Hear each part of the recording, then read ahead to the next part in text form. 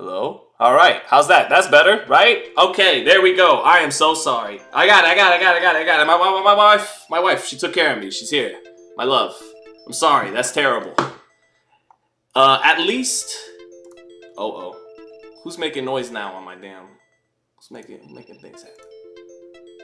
Oh, phone call. Gotcha. Decline. Sorry, chat. I'm sorry. Still early into the Sean Zittel era. Excuse me. Anyway. At least you guys got to hear a little bit of the Rush song, Closer to the Heart, right? Because it's... Anyways, doubleheader heavyweight action tonight. Jared Anderson, Ryad Merhy. Thank all 8 of you who are here so far. And let's talk about Abdullah Mason real quick. That's what I was getting into. In the main event, I don't expect much from Ryad Merhy, former WBA Cruiserweight champion, who I just don't, think is going to give too much resistance to Big Baby Anderson, but... Let's talk about how great Abdullah Mason looked on the undercard. You guys know I loved Abdullah Mason back on the old lives. And Abdullah Mason, he had a 4th round stoppage where he's really rounding already, not even 20 years old, into a complete fighter. His trajectory is nothing short of elite. And he's got this beautiful straight left hand that he's already put a number of fighters down with in his first 10 fights. He's got a great jab, both an up jab and a high guard jab.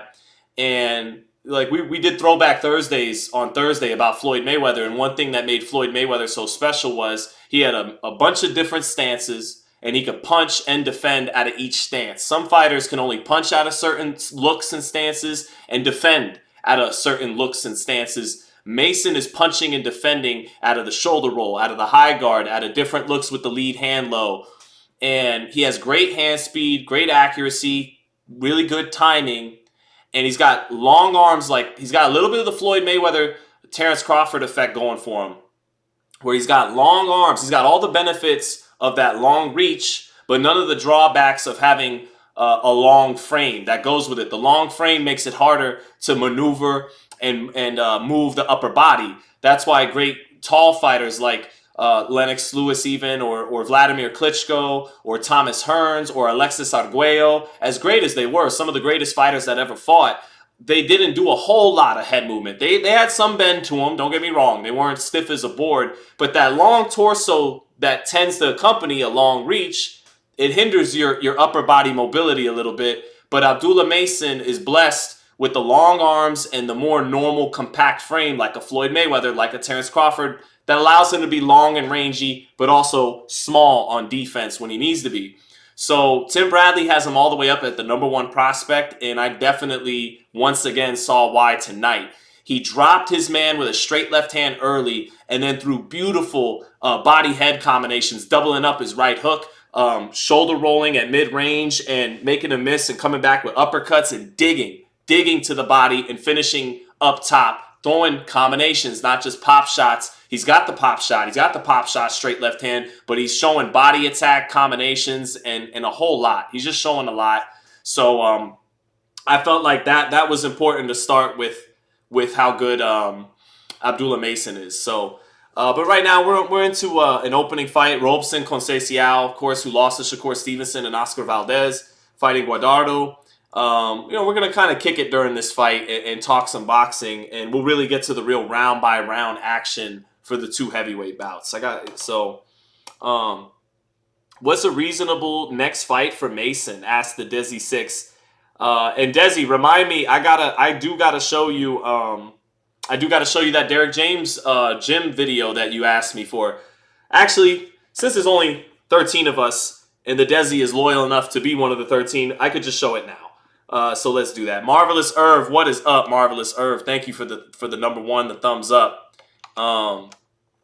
Let me go ahead and the Desi the other day, he had a request.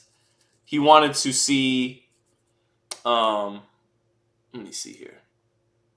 He wanted to see Derek James's gym up close and personal. And let me get to show him that right here. So I got you. Leo says best daddy. Love you, son. Love you, son. I guess my son is watching at home. I gotta get my viewers up. I gotta get my True School. My man True School got 45 people in there. I gotta get my numbers up. I got True School. You know what? I'm gonna cheat. If you can't beat him, join him. I might have to call my man Brendan and do a simulcast and cheat, because I can't. You know, you ain't gonna take no viewers from Brendan. Anyone who's tuned in with him is gonna stay there. So all right, Desi, I'm pulling it up right now, big dog. Robson Conceição, the gold medalist. Sorry, Robson. I didn't even say your name correctly twice in a row. That's not right.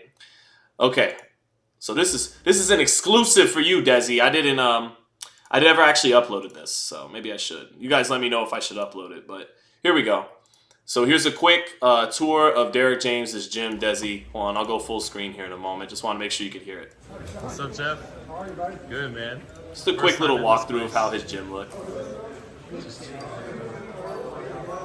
It's kind of a, you know, dingy gym in South Texas. What's up, Gaines Money Music? Thanks for joining in. There you see the man who owns it. I could eat some pasta. Thank you, Desi. I should have filmed the outside for you too, but Oh, thank you, brother. One of my Appreciate favorite that. guys, man. Appreciate that, bro. Sure. What's up, Jeff? I didn't- Jazzy Jeff. What's up, Sean? Good to see you in what's Dallas, this, man. the main ring right here? There it I is. just want to take a real quick. We'll, show the fans what Derek's gym looks like and everything. Yeah, this is straight from the mud, man. This isn't swanky or Hollywood. Yeah. It's my hometown, so I know how I go here, man. Yeah. Yes, sir. You guys took Ryan a long way from Hollywood, man. Yes, sir. Yeah. Yes, sir. Yes, sir. No excuses, man. so yeah. It's not hot right now. Well, we're in here. The softies are in here now. Right. The civilians, so. Yes, sir. Yeah, we appreciate that. Oh, yeah, no problem, man. No problem. When Floyd Mayweather said you can't cook with cold grease. Yeah, you can't. Yeah. You cannot cook with cold grease, man. You won't sizzle. Good dude right there. Exactly, Desi. Yep. Desi says it looks simple and straight to the point. And that's exactly what it was when I went there. Good gym. Such a stark contrast from when Ryan was training at literally the Hollywood Hills is where he had his media workout. For Tank. I remember we had to go up to like Hollywood Hills. Kind of cool, but I thought to myself, man, this really is not the place to be training for Tank, who's coming from Baltimore and coming with all the grit that comes from Baltimore. And here's Ryan having his media day in the Hollywood Hills with, I think it was some reality stars, you know, celebrities and stuff. It didn't turn out well for him. And I don't think it's going to turn out well for Ryan next Saturday. I saw him last night at, you know what, we could do that. We could look at some stuff while, sorry, Robson Conceição, but I gotta save the voice a little bit for the heavyweights. And so while I got you guys here, we could take a look at what happened last night when Ryan Garcia popped up and showed up at the Nate Diaz Jorge Masvidal thing. Good thing I went. You know, I'm never interested in MMA. I went because it is a boxing match and it was being promoted in my city in Las Vegas. So I went and attended. And Jorge Masvidal gave us a lot of good stuff. Actually, he was very engaging. He gave some good interviews, but. Here's the takeaway in the boxing world last night. Ryan Garcia pulled up and was wild.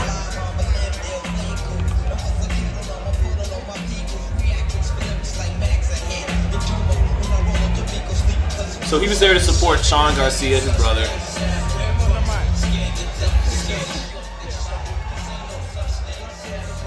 And you'll see here, he interacts with the Vargas brothers, and it looks pretty tense. And then he's going to wind up disrespecting Fernando Vargas here.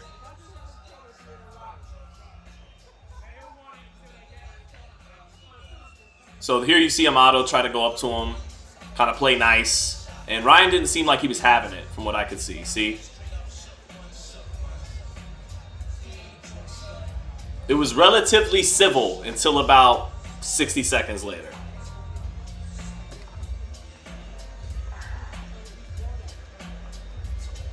Shout out to Mobb Deep for getting me copyright.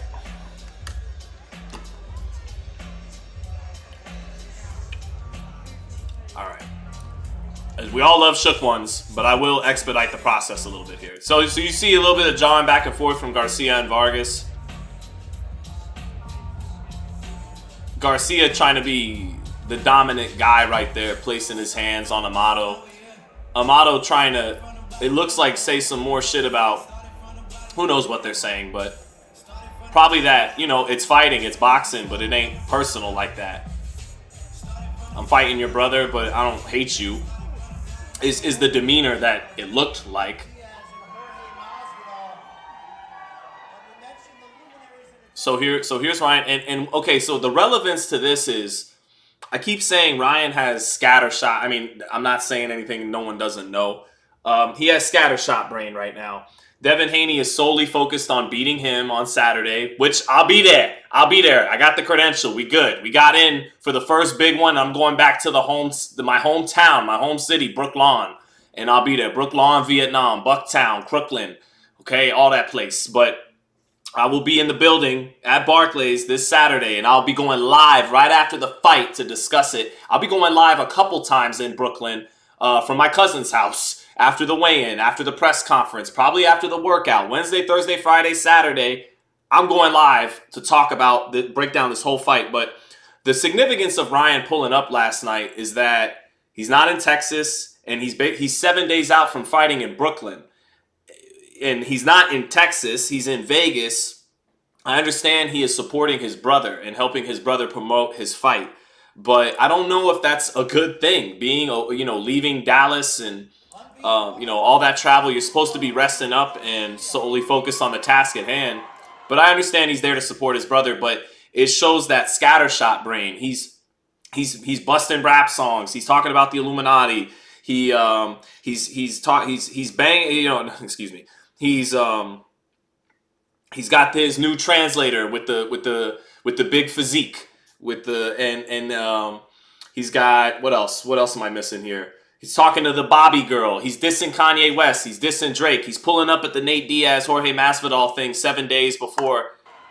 What's up, everybody? First and foremost, I want to say I love Jesus Christ. Thank you guys for supporting me.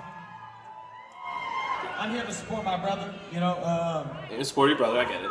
That's kind of funny. But at the end of the day, you know, this is about my brother. I'm obviously ready to fuck Devin Haney up next week. Anybody betting against me, y'all just lost money. Real talk.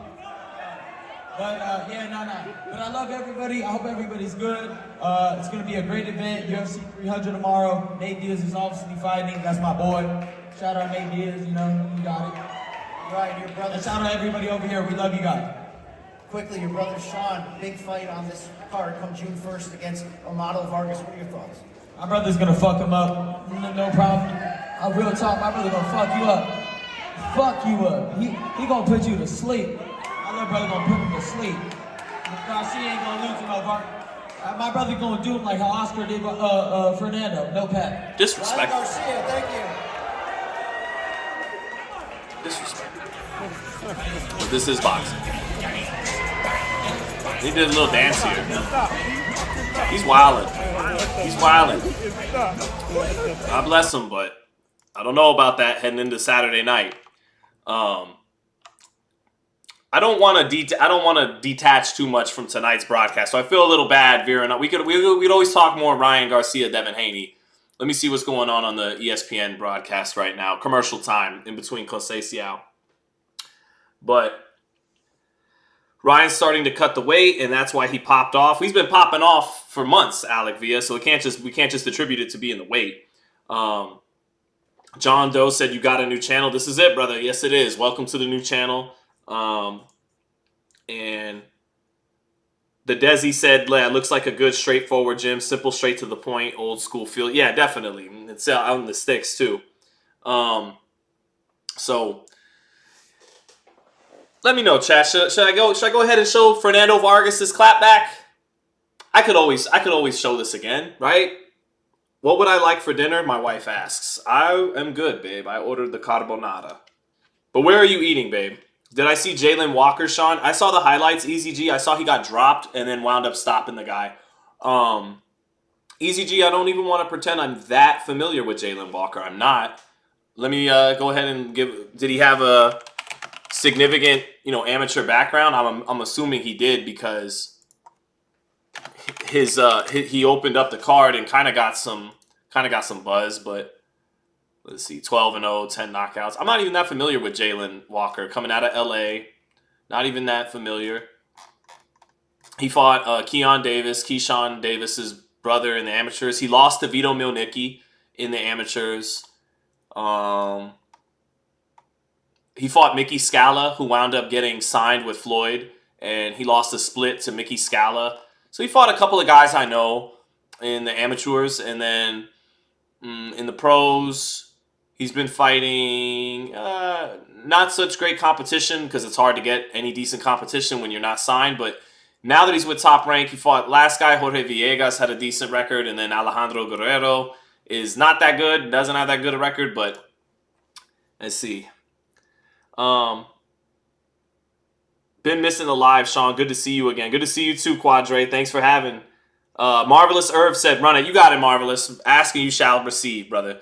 Let's take a look at the clapback from El Feroz, Fernando Vargas, the legend, the Hall of Famer, the still youngest, no, him and Canelo. Canelo took that, man. Disrespect to the legend, man. To El What do I think? I think Youngest junior middleweight champion. Whoop Sean's ass, and then I got his big bro. Sometime next year. They quit. Tell his ass to be ready. Like at the end of the day, once a bitch, always a bitch. Remember that. Damn, fighting words. You know what's funny is I interviewed Emiliano Vargas a couple weeks ago, and he said that you guys could look it up. It's still on Fight Hype, I believe, and it was he said, you know, me versus Ryan Garcia would be like my dad against Oscar, the real Mexican versus the fake Mexican. So there's already there's a rivalry now between the Garcias and the Vargases. Let's go. Did you take any offense taken to what Ryan was talking about, or does they go in one ear and out the other? It's like this. Alec Villa, I'll get right to your question about Jared Anderson in a moment. I beat 5 world champions. Yorgo Campos. Become the youngest junior middleweight champion in boxing history. Raul Marquez, Winky Wright, Aguate, Javier Castillo, and the 4 Hall of Famers and world champions that beat me didn't walk away saying it was easy because I was in their ass too. Now, we know, the world knows. What's up, I Red? got the biggest balls on the face of the Whole planet. different era. And that's not. Hold on, chat. Let's just appreciate the cinematography here. Lie. It's been proven. And you How- can't- go let me ahead. just say this. I have never quit. Steven I Spielberg never over even here. thought about that in my head. right. That word has never come out of my mind. And Did your Rolly trainer tell knows you the what first they time's do. the easiest or the hardest? The first time's the hardest? Didn't your trainer tell you that? Well, just this. My head big chico is this. Fernando, the hardest part is the first part. The first time. I go, what do you mean? The first time. If you quit one time, you're gonna quit again. You quit 1, 2, 3, 4, 5, 6, 7, 8, 9, 10. Because you don't have no shame no more. And it's been proven in boxing history. And Rolly got his shit clapped, trying to talk shit about my pops. So guess what? My dad up to us at fights and you want to be all cool. So Keep that look, same energy, so look. You know? My dad had Happy never. Easter. Hold on. Hey, ever. And that's what you get for. He got clapped. No, that's what you get for impersonating a world champion. Because we know, you know, and I know, you didn't win that championship. Fernando was awesome.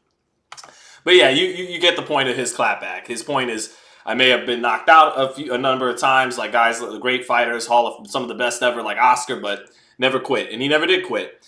I love Fernando, man. I really do. I loved him as a kid. Loved talking. I've had some great, deep conversations actually with Fernando Vargas in the gyms out here in Vegas. So very cool to catch up with him. But I'm Sparky says, love your streams. Thank you, brother. Yeah. The Desi says Sean with the zoom in and zoom out. Gotta add some affection to the cinematography. You gotta capture the moment. Sean, it's unfortunate that the Ryan Haney fight isn't selling. It's a massive event, but still a lot of tickets left. It's pretty lackluster undercard. The walk-up's going to be real. I know people say New York doesn't work like that. I just refuse to believe it's not going to be pretty much packed Saturday night in Brooklyn. I just think a lot of people were like, is Ryan going to make it to the fight night? And this fight has turned, I think, for most people's perception into not who's going to win, but what's going to happen to Ryan Garcia. In what fashion is he probably going to lose? I think people are tuning in to not just for the fight itself, but for the fascination with Ryan right now. and his mental state and physical state and all that.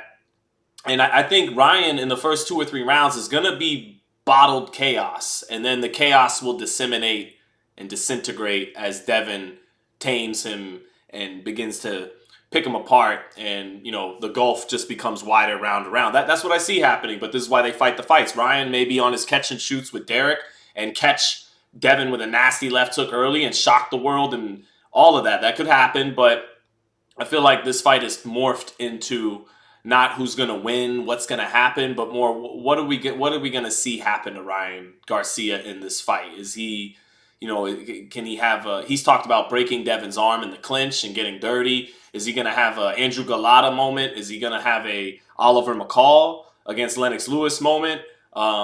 Is he going to potentially retire on his stool, or is he going to shock the world and knock Devin Haney out? But I feel like that's more of the perception heading into the fight is what's going to happen to Ryan Garcia after this crazy buildup.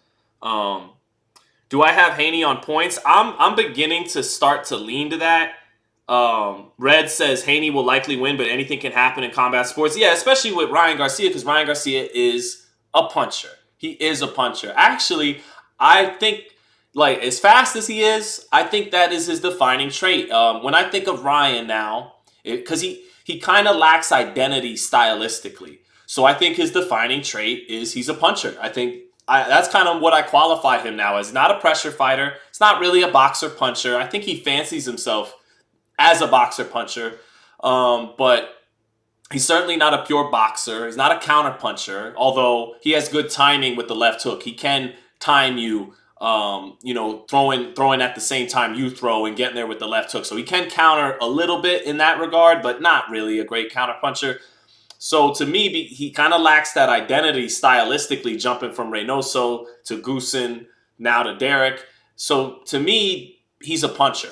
Ryan Garcia is a puncher, and he has a puncher's chance. But usually a puncher's chance means you have like a 10 to 20% odds of winning the fight. If that's what you're banking on winning in an elite level fight is a puncher's chance, you're probably going to lose. So, but yeah, like Red said, anything is possible in this sport, and he is a puncher. So, Robson Conceição, wow, Conceição is all the way in an 8-rounder against Guajardo. Went from 12-round title fights against Valdez and Stevenson to an 8-rounder here. Hey, Tay-Day, great to see you, Tay-Day. Tay-Day said, finally found your channel. Tay-Day, my bad, bro. I was going to shout you out earlier, but you know how I trail off on certain questions. But great to see you, Tay-Day, because Alec Villa let me know Conceição controlling the action. Let me get back to Alec Villa. Earlier asked me, what details are you looking for Jared to show tonight to take it to the next level? Chin tucked would be number one. Something very simple, right? He can counter. He can switch. He has a good jab out of both stances. He has heart.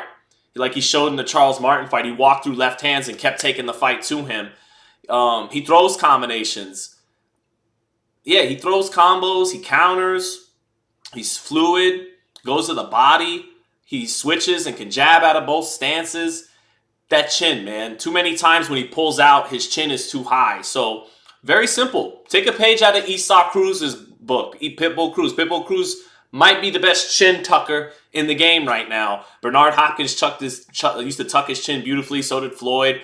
That would be the main thing, man. That would be the main thing. The big glaring stuff he tends to have down pretty well at this juncture of his career. 16 fights in, transitioning fully to the contender. But that's the main thing, Alec Villa. The chin being tucked. And I don't really know how much that's going to be tested against Ryad Merhy. I tend to think Jared's going to get this guy out of here in 3 rounds. And before we get to main event time, in between Guido Vianello and Ife Ajagba, I will get my fake-ass ESPN on, and we will play my features. We'll play my interviews with Ryad Merhy and Jared Anderson. We'll take a look. Some funny quotes from Ryad Merhy, but then also some insightful quotes about how he's rated number 1 at Bridgerweight. And if you listen to the interview, what Merry's really telling you is this is a fight I took because it was an opportunity, but my real weight class is Bridgerweight, where I'm already ranked.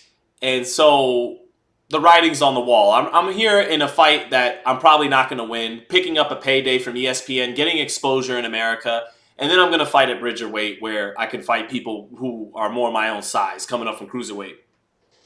The one interesting thing is that Jared's always more fluid than all these heavyweights. He's not the biggest. He's not small either. He's right at like the cutoff of being too small, and he's not too small, but he's never going to be bigger than most of these guys, sans Usyk. Frank Sanchez and him are about the same size, though.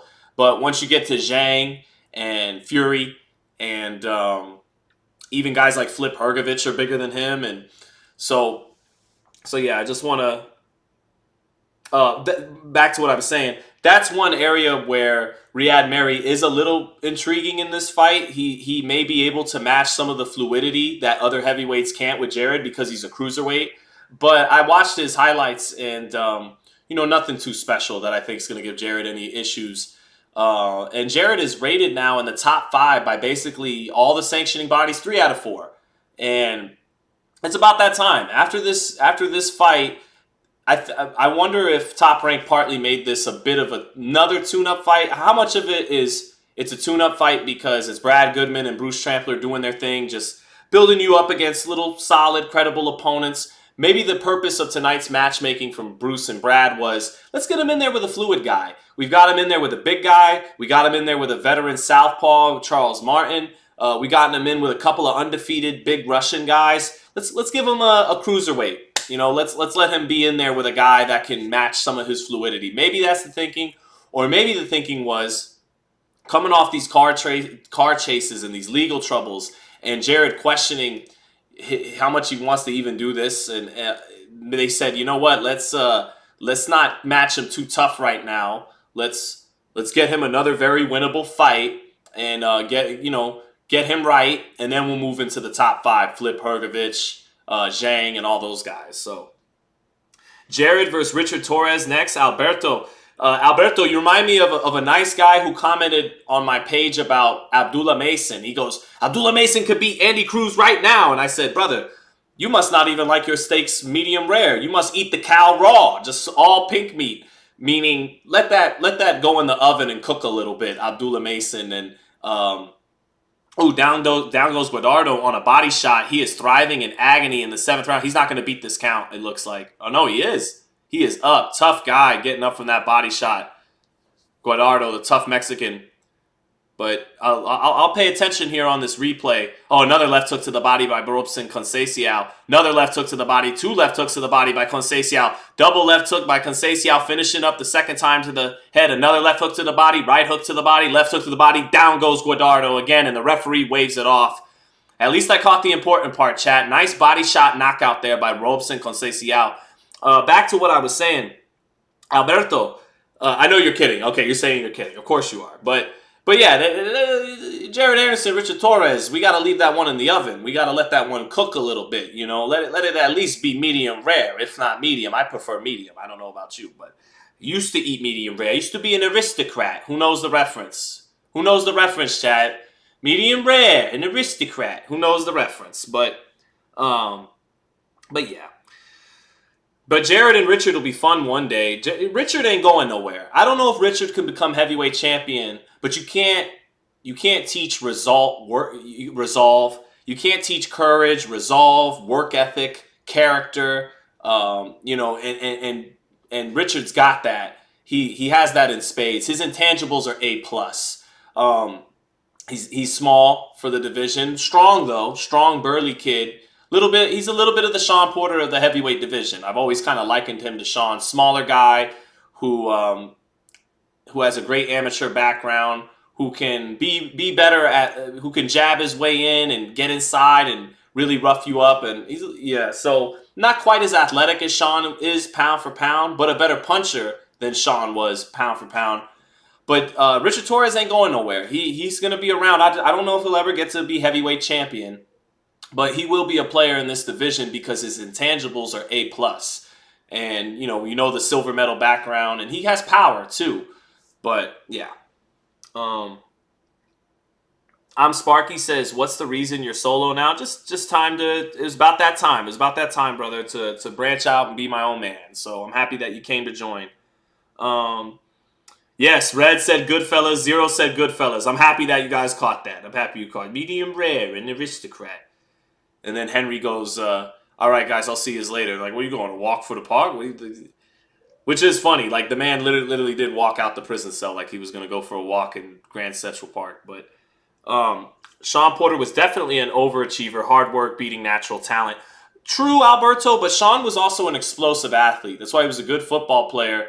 And his athleticism was a little underrated. That's what gave Crawford more problems than Spence, was Sean's in and out, in and out, in and out. He had a good double jab.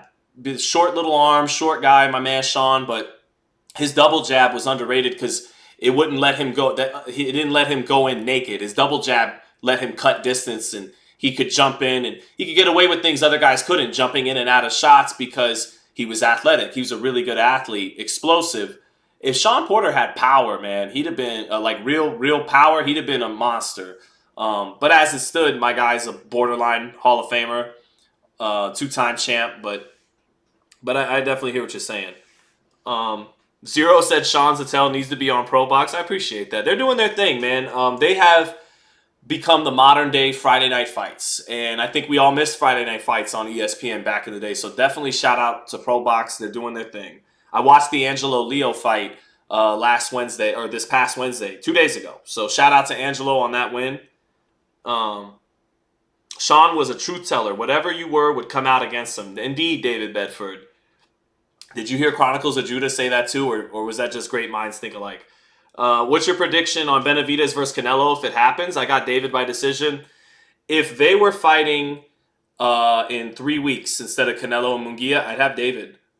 I think I might let's let it play out. Let's get to fight night and fight week. Fight week can often foreshadow.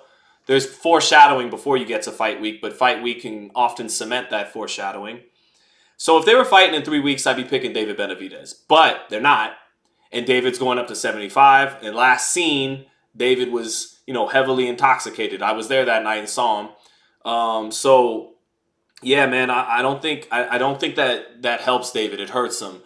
Between Canelo seeing him like that and then getting him up to 75 and bringing him back down to 68, I might have to change the pick to Canelo, but I want to let it play out. Let's let things play out. Let's see how good David looks. Let's see how good Canelo looks. Let's see rehydration, whatever, because David at still not 30 years old yet, still only 26, 27 years old, maybe he could get away with it. Maybe he could get away with going up to 75, fooling around a little bit, 2 months away from his next fight, and still with just being really fucking good and young, still beat Canelo.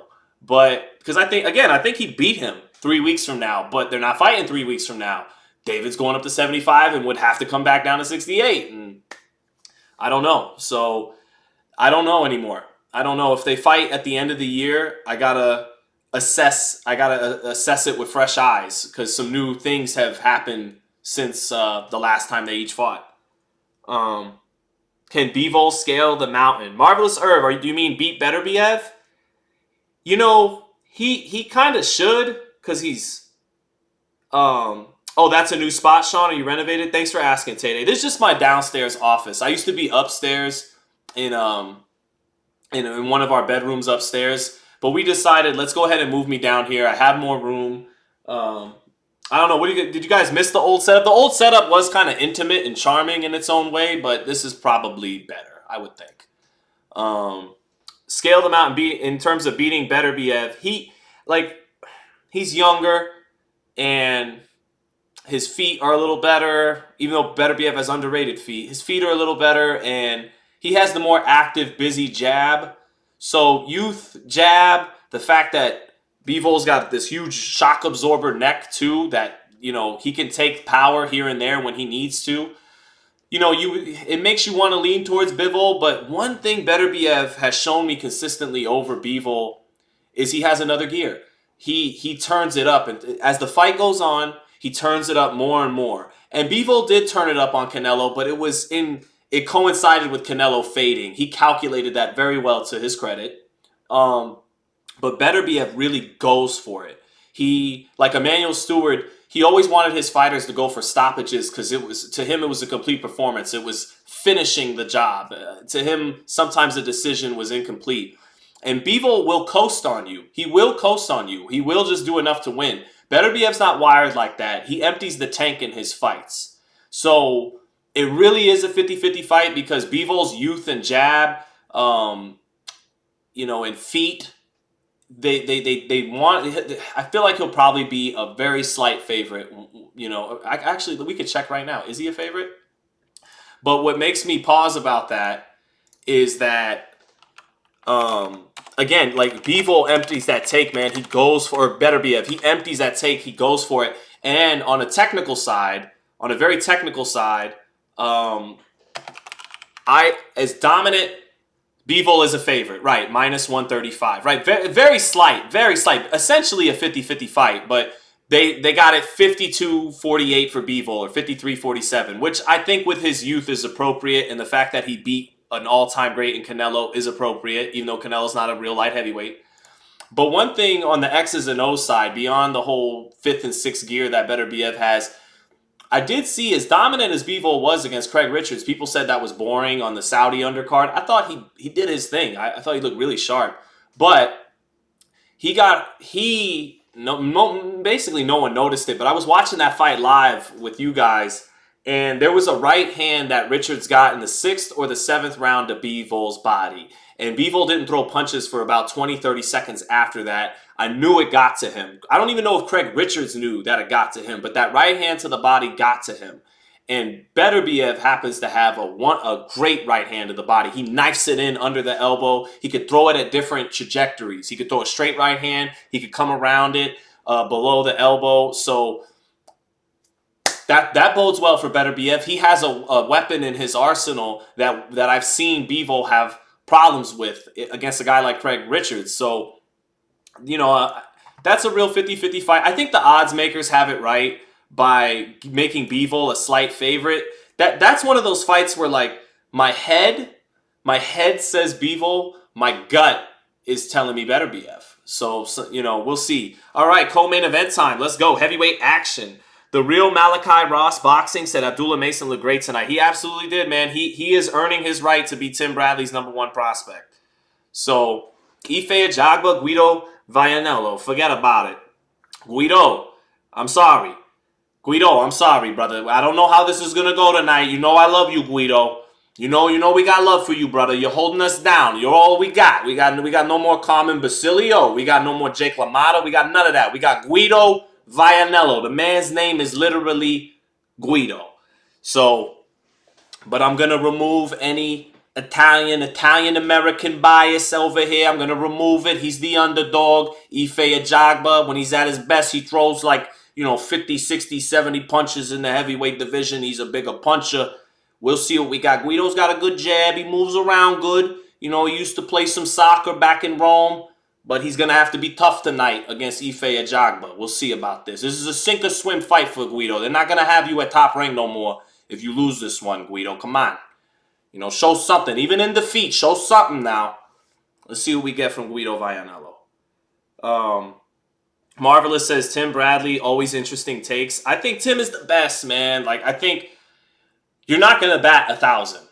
And you're also human. So all the fighters hate him now because he does his job. He tells the truth. And he's basically the Charles Barkley, Shaquille O'Neal of boxing. And boxing needs to realize that's a great thing. That makes you seem more like the big leagues. When you got a bunch of people selling infomercials and no one's ever critical, it feels like you're trying to convince everyone that something's better than it is. When you tell it like it is, it shows confidence enough in your sport. Charles Barkley every other night is shitting on some NBA team. It doesn't affect the NBA's bottom line. It's the big leagues. It comes with the territory of being a major sport. So I love what Tim does. And beyond any of that, Tim is just a scientist. He studies out. I know for a fact he studies every fighter hours and hours. He has watched hours of film on fighters I don't even know still, to be quite honest. So Guido Vianello's got his game face on, 12-1, 10 knockouts. Benson Heist, Red, absolutely. Sean, you got your Paisan. I don't know. I like Guido. I'm hoping he don't get hurt in there. But may the best man win. I'm about picking sides over here. Ife Ajagba was all the way up at number 4 with the WBC. Got dominated by Frank Sanchez, but outside of that, has done his thing. 18-1, 19-1, and is a 8-1 favorite. I think that's a little steep. I actually think Guido has a chance in this fight because he has a better jab than. Or no. Ife has a good jab too. Guido has some good feet and some athleticism to him. Good jab. He lost to Johnny Rice. But look, I don't think it's 8-1. I think Ife is definitely the favorite, but it's not 8-1. Ife has been inconsistent in his career. When he started his first 5 or 6, 7 fights, he threw a whole bunch of punches per round and imposed himself. Then he got dropped in a fight a couple years ago. I can't remember who it was, chat. Maybe you guys could remind me. He got dropped. I was there. And then that made him more hesitant. And he became a little more Americanized and felt like that softened him up a little bit. And then the Sanchez loss happened. And that was kind of the bottoming out moment for him. But he's been rebuilding himself well since the Sanchez loss. And it began to look like the guy that had our intrigue in the first 5 to 10 fights of his career. So here we go. Round 1. Guido Vianello against Ife Ajagba. Nigeria against Italy. Good right hand over the top by Guido Vianello. Off the jab to start. Vianello letting his hands go early. And now moving out to his right. Ajagba on the front foot.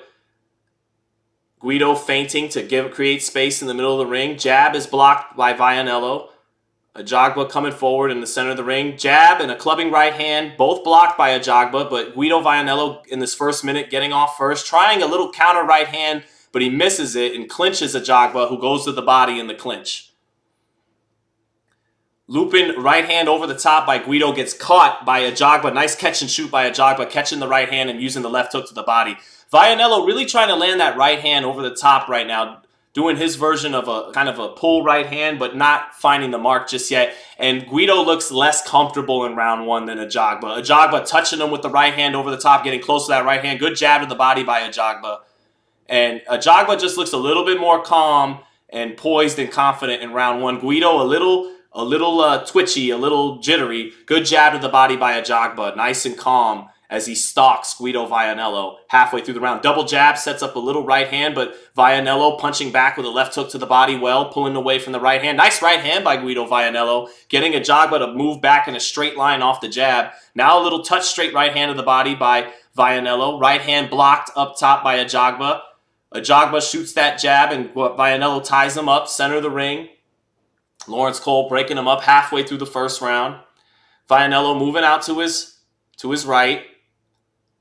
Both guys in the high guard. They both jab. Nice jab lands for Ajagba and another jab. Both guys jabbing out of their high guard right there, and Ajagba got the better of it. Jab through the center by Vianello. Competitive fight here in round 1. Vianello shoots a right hand off the jab and steps off to his right. Not quite landing that. Ajagba doing a good job keeping his hands up right now. But Vianello a little bit more active. Good jab by Vianello out of the high guard. Good jab back by Ife Ajagba. Who's going to get that right hand in first? Both fighters have landed their jab a bit this round. Double, triple jab by Vianello. A little bit of head movement there by Ajagba. Not just using the catch to get away from it. Ajagba makes him fall short with a jab. Staying on top. They trade jabs. Vianello got a little bit of the better of that one. 30 seconds left. Competitive round. A good jab by Ajagba. Knocking up Vianello's head. Now Vianello lands the right hand. And he threw it twice. First time Ajagba smothered it a little bit. But then Ajagba lowered that left hand. And Vianello gets in the straight right hand on that second attempt. Now a hard power jab by Ajagba. Actually timing the left hook of Vianello is shooting a jab between it. Vianello coming over the top with the right hand again. And maybe that right hand at the end of the round, it was a very competitive round. Is it my Paisan showing or what are we doing here? But that was a very competitive round. Ajagba, the more comfortable, composed fighter. Vianello, a little jittery, but he got off first. Ajagba didn't cut the ring off, but he stalked well. His jab landed harder than Vianello's jab. He has a stiffer jab, but Vianello was a little busier, got off first, and in that last 20 or 30 seconds, he did finally get in that right hand when he doubled up on it. Very close first round. Very close first round. But like I told you, chat, I think this is a more competitive fight than 8-1 for Ajagba, and we saw that in round 1. Malik Villa said, always wanted to hear you. Loved commentary, best in the game. Or live commentary. Thank you, brother. Thank you, Alec Villa. Thank you, Titus. Said, about time you make your own channel. Steven X gave the first round to Vianello. I was tempted to give it to him, Steven, but I don't know how much that mozzarella in my blood affects it. So, I don't know. I'm going to call it a swing round in round 1. Double jab by Vianello to start. Steps off to his left. He's mostly moved to his right tonight. He definitely wants to get in that right hand over the top on Ajagba, the straight right hand. Ajagba staying in front. Oh, big right uppercut by Ajagba. Guido trying to step in with a jab and got nailed with a right uppercut. Good timing by Ajagba. Ajagba landed a jab behind it, and they clinch now in the center of the ring. That definitely got Vianello's attention. ESPN showing a replay of the first round of that straight right hand, so apparently Vianello did do enough to win that first round. Vianello clubbing with the right hand, but Ajagba keeping the glove up to catch it. Catches the jab from Vianello. 1-2 by Vianello, but good high guard by Ife Ajagba. And now Vianello ties up Ajagba before he can come back. Ajagba firing a little bit in the clinch with that free right hand. Lawrence Cole breaks him up. 2 minutes in, or 1 minute into this round. 1-2 falling short for Vianello. Not always planting when he throws that 1-2. He wants to get it off and get out of there quickly. He's a little jittery with it. But now he clinches Ajagba, hits him to the back of the head a little bit. Getting a little rough in the clinch. Best punch so far this round was that right uppercut by Ajagba, but he's not getting off first. Vianello is. Ajagba with a slow left hook, and Vianello sees that coming and gets his right uppercut blocked actually by the slow left hook. The left hook was out of range and blocked the right uppercut of Vianello. Guido, little half step back, overshoots the right hand, and Ajagba clinches him and gets him with a little right uppercut to the body in the clinch. Halfway through the second round now. Vianello leads with a left hook, but he's not trusting the shot. He's exiting his feet, before he really delivers the punch. He's not sitting down on it because he doesn't want to get timed by Ajagba like Ajagba did with that right uppercut in the first minute. They trade jabs. Good jab there. Center of the ring. Oh, big 1-2 lands for Ajagba. He got the better of that exchange. Vianello opened up too wide, and Ajagba with straighter, more compact shots nailed him with a 1-2. Knocked Vianello's head up. Vianello took those shots decently well, but again, not as comfortable as Ajagba in there. 1-2 for Vianello, and the right hand does get in. The jab fell short, but he did get the right hand. Double jab by Vianello. Ajagba comes over the top of that double jab with a right hand and touches him. Now a nice jab to the body by Ajagba. Right uppercut just off the mark by Ajagba. Vianello able to smother it. 1-2 by Ajagba, and Vianello covers up and dips down, gets away from it. Now Ajagba trying his right hand over the top of Vianello's jab, not the other way around. Good right hand lands for Vianello off the double jab, but he eats a body shot in return by Ajagba. Right hand over the top by Ajagba off the jab. Jab lands for Ajagba. Right hand misses. Guido dips underneath it. 10 seconds left in the second. Ajagba landed a big right hand by Guido. Vianello over the top of Ajagba's jab, and Ajagba is out on his feet, but the round is over. Ajagba was out on his feet on the ropes. That right hand over the top of Ajagba's jab got in for Guido Vianello, and that wins him the round when Ajagba is still woozy going back to his corner. 2 rounds to nothing for Guido Vianello. It was about to be 1-1, and that right hand that I told you about, this is why you guys come and listen to your boy, right? That right hand I told you he was trying to land in the first minute of the fight, it got in good there, and it hurt Ife Ajagba. I told you, it's not an 8-1 underdog. Oh, what do we think we're doing over here? Just cause we not, we're not tough like we used to. We can't do nothing over here. 8-1. Maron 8-1. What's the matter with them? What's the matter with them with the 8-1? But yeah, he smothered his punches. He could have stopped him. Yeah, that wasn't the best follow-up by Vianello. Very wild and not composed, but he did follow up with some good clubbing shots and then almost tackled him over the rope. That was odd. So, but Sean Ronaldo, thank you. I prefer Sean Lampley, but shout out to Morrow too. He is Paisan as well. All right, Ife coming over the top of that. Nice hard jab by Ajagba, but Vianello is exchanging with Ajagba and getting the better of it. Good whiskers by Ajagba. He ate about 3 or 4 clean power shots in that exchange. Vianello's going to have to show the level of dog that Ife Ajagba has 20-6 in total power punches for Guido Vianello right now. He is winning this fight early on, but can he take it as well as Ajagba? So far, he's dished it out more than Ajagba. Oh, nice counter right hand, punching in between Ife Ajagba's punches. Ajagba getting via Vianello near the ropes, trying to fire straight line shots, and Vianello punching in between his punches with that straight right hand again. Now Vianello opening up, missing wide with a straight right hand left hook two-piece, falling short. Ajagba takes a nice power jab by Ajagba, still composed as Ajagba. So even though Vianello's fighting well, he still isn't as comfortable as Ajagba. Vianello moving out to his right, moving out to his left, switching directions, getting a little sloppy with his form there, and Ajagba able to shoot over the top of his jab that time. Double jab, straight right hand by Ajagba. He works the body. Vianello showing some dog by punching in combination when Ajagba was getting to his body, and he landed a hard left hook, but a hard double jab by Ife Ajagba, and I don't know if Vianello can hold up to the kind of punches that he's dished out if it comes back his way from Ajagba. Good jab lands by Ajagba, and Ajagba's jab, very powerful jab. Vianello, deep breath. Again, the body language isn't great by Vianello, even though he's winning this round too. Vianello, high guard, big looping right hand, catches Ajagba over the top. He follows up with combinations, but Ajagba continues to take the power. Big straight right hand by Ajagba as Guido is almost desperately trying to get him out of there. Now a sloppy left hook lands for Guido off the looping right hand that missed. Big right uppercut by Vianello off the mark. Try to take his head off with that one. Ajagba staying very composed. Big straight right hand by Ajagba, but back comes Guido Vianello with a straight right hand. Good fight right now by these two heavyweights. Gotta like the composure by Ajagba.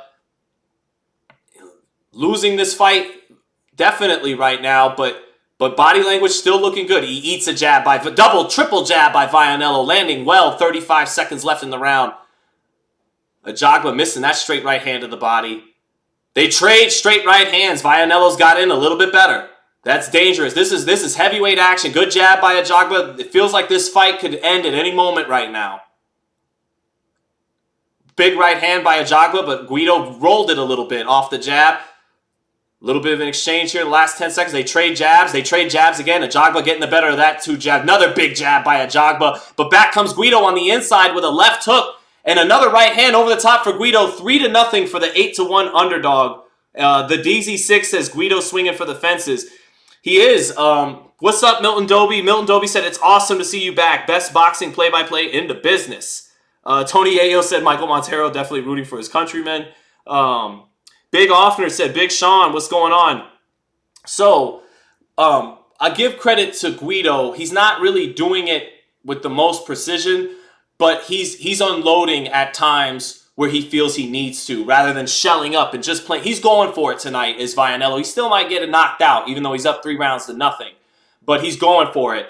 When Ajagba starts to try to impose himself, he's opening up with combinations right away. Kind of get off me punches, but also if I'm going down tonight, I'm going down swinging tonight punches. So he's fighting like a guy who knows he's got to win this fight. And credit to Guido Vianello for that. On the other side, Ajagba not fighting with that level of urgency, but fighting with more composure and seemingly a little bit more confidence. But he's down 3-0. So here we go, round 4. Ajagba is outlanded 39-13 right now in power shots, so a 3-1 advantage for Vianello. Vianello getting off first still to start this round. Good jab to the body by Ajagba. Straight right hand up top by Ajagba. Still finding Vianello. Oh, big left uppercut by Ajagba. Vianello took that well and knocked the sweat right off his head. Another jab by Ajagba. Ajagba off to a good start this round. Will Guido fade? Another jab lands for Ajagba. Straight right hand falling short for Vianello that time. He moves out to his left. Nice left uppercut again by Ajagba. And that was beautiful off the side by Ajagba. He dipped his head to the side. Bang! Came up with the left uppercut. Took that momentum with it. Bouncing up and down by Guido. Jab lands again for Ajagba. Ajagba badly out-jabbing Guido right now in the first minute. Popping his head up with about 10 jabs or so in this first round. Good left hook to the body by Guido. Mixing up his attack. Not being as predictable with the jab. Straight right hand lands for Guido in the middle of an exchange, and that knocked Ajagba back a little bit. Good jab to the body by Ajagba. They trade jabs, and Ajagba gets the better of it again. They trade jabs. That time, Guido able to match the jab of Ajagba. Guido's back near the ropes. They exchange a 1-2. Ajagba getting a little bit of the better of that. This is a good round so far for Ajagba. 1-2 lands for Ajagba. Guido stepping out to the left in the center of the ring, taking some of these shots well. Left uppercut to the body by Ajagba and a right uppercut up top. Beautiful two-punch combination there by Ajagba. Did the left uppercut to the body and then the right uppercut up top. You won't see that a whole lot. That was nice by Ajagba. Ajagba blocks a 1-2. Ajagba lands his jab, backs Guido near the ropes. Ajagba has taken Guido's best shots, and now good left hook to the body by Ajagba. Set it up top with Guido on the ropes and then dug with the left hook to the body. Ajagba's already taken Guido's best. I wonder if that's taking something out of Guido. They trade jabs. Guido stepping to his right, stepping to his left, still composed. Nice right hand, sets up a little left hook on the inside for Guido, but Ajagba is investing to the body well this round. He timed Guido that time, jumping in with another body shot, right hand to the body. Trading jabs, but Vianello not as effective with his jab this round in the fourth. Guido is punching in between. He's taking chances, is Vianello. Jab up top, jab to the body. Deep breath by Vianello. Is Vianello breaking down? Big right uppercut by Ajagba. Vianello took that right uppercut. Nice jab by Ajagba, but it looks like Guido could be fading a little bit. Left hook to the body by Ajagba. This is beautiful work by Ajagba this round. Slow and steady can win the race. Nice jab again by Ajagba. Great composure by Ajagba. Little left hook gets in for Guido, punching in between Ife's effective combinations. This is the last 10 seconds, and Ajagba had a hell of a round. Hell of a round by Ajagba. Big momentum swing there in the fourth. So, yeah, chat, I don't get carried away. Even though Guido was winning the first 3 rounds, you heard me the whole time saying he doesn't look as comfortable as Ajagba. Ajagba is staying very composed, still might get him out of there.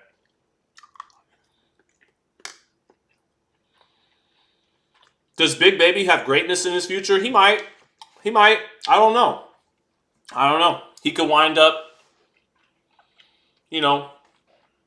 because he doesn't, from his own mouth, doesn't really love boxing, isn't happy sometimes being in the sport. He could melt down once he fights for the title and fights the best, or he's just really fucking good. He's the most fluid heavyweight in the game, and he can switch, and he's got power, and can put certain combinations and punches together that most heavyweights can't. I really don't know. He's a fascinating fighter going forward. 3-1 Vianello, absolutely.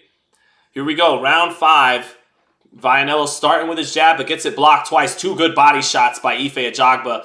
Guido countering with a stiff jab, but I'll take those 2 body shots. Little short right uppercut again by Ajagba. That time Guido catching it in the center of the ring. 2 jabs by Guido, but Ajagba is catching the jab right now in the 5th and in the last round. Good counter shot by Vianello.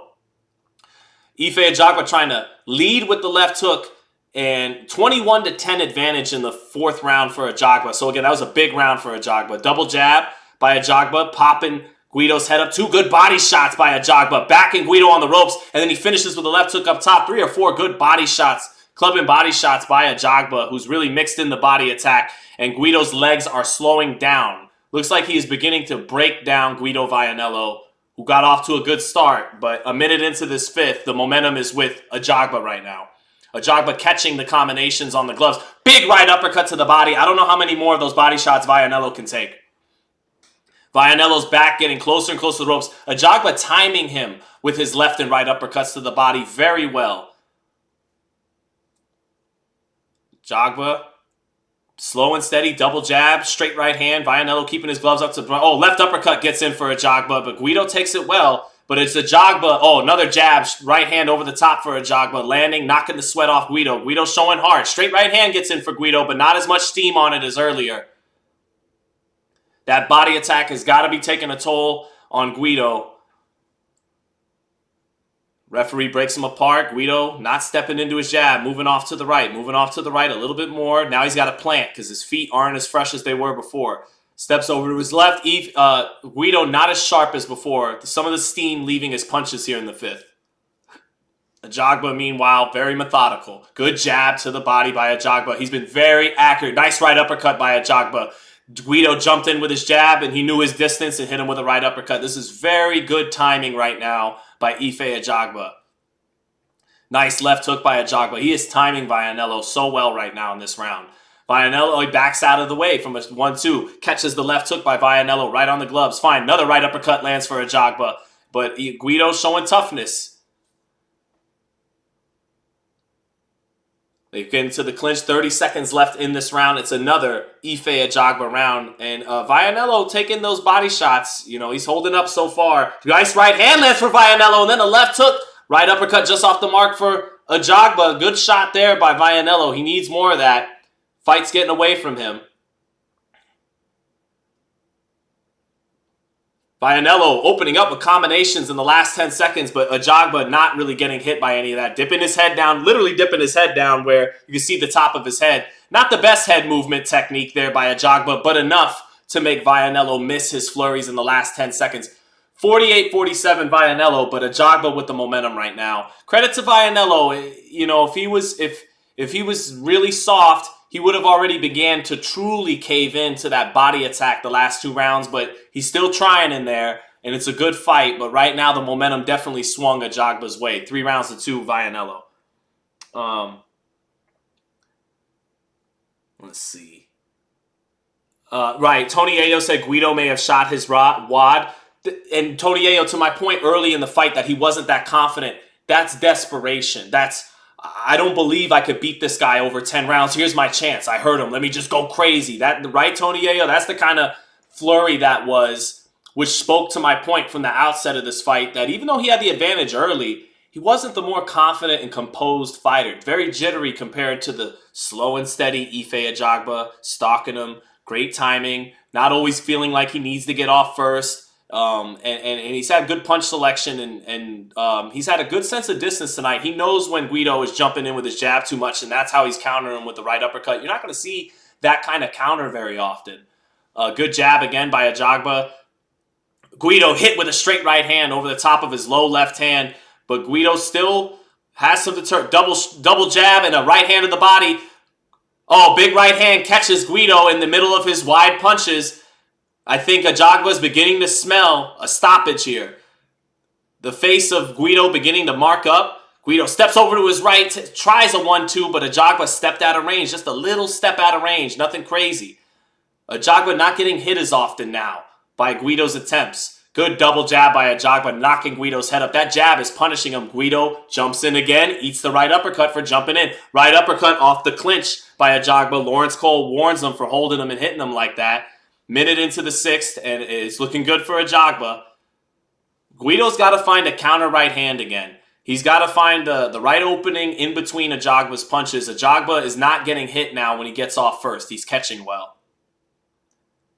Good jab to the body by Ajagba. They trade jabs. Center of the ring.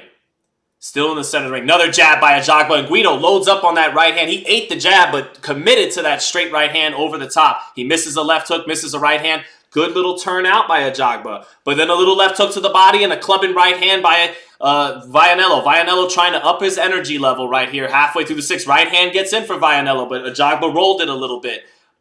Ajagba rolled away. Now a double jab from Vianello.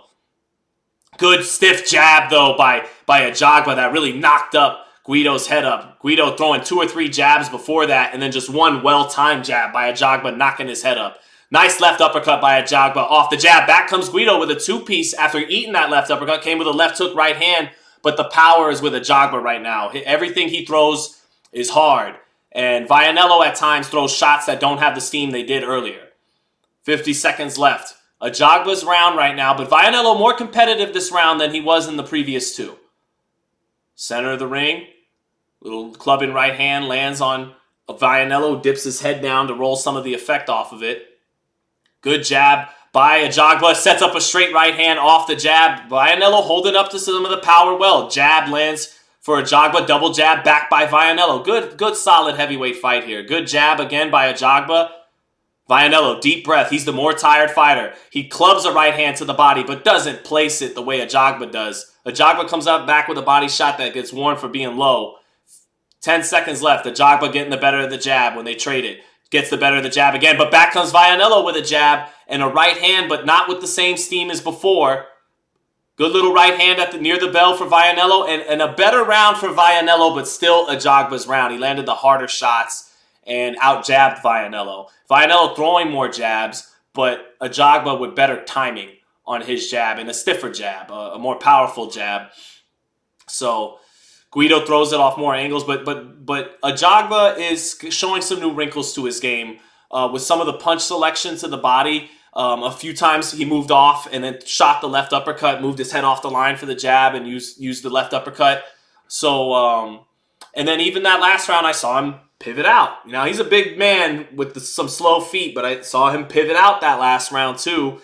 Some good catch and shoot, some good timing with the uppercut, timing the other guy falling in with his jab. So, I can't remember the kid's name who trains him out here in Vegas at DLX, but some of his work showing through. And he didn't get discouraged down 3-0. So now it's 3-3. Now we have an even fight. The Desi says they're both running out of gas, but still laying it all out there. Red says, great fight. Ajagba's jab is crazy. Yeah, it's pretty good.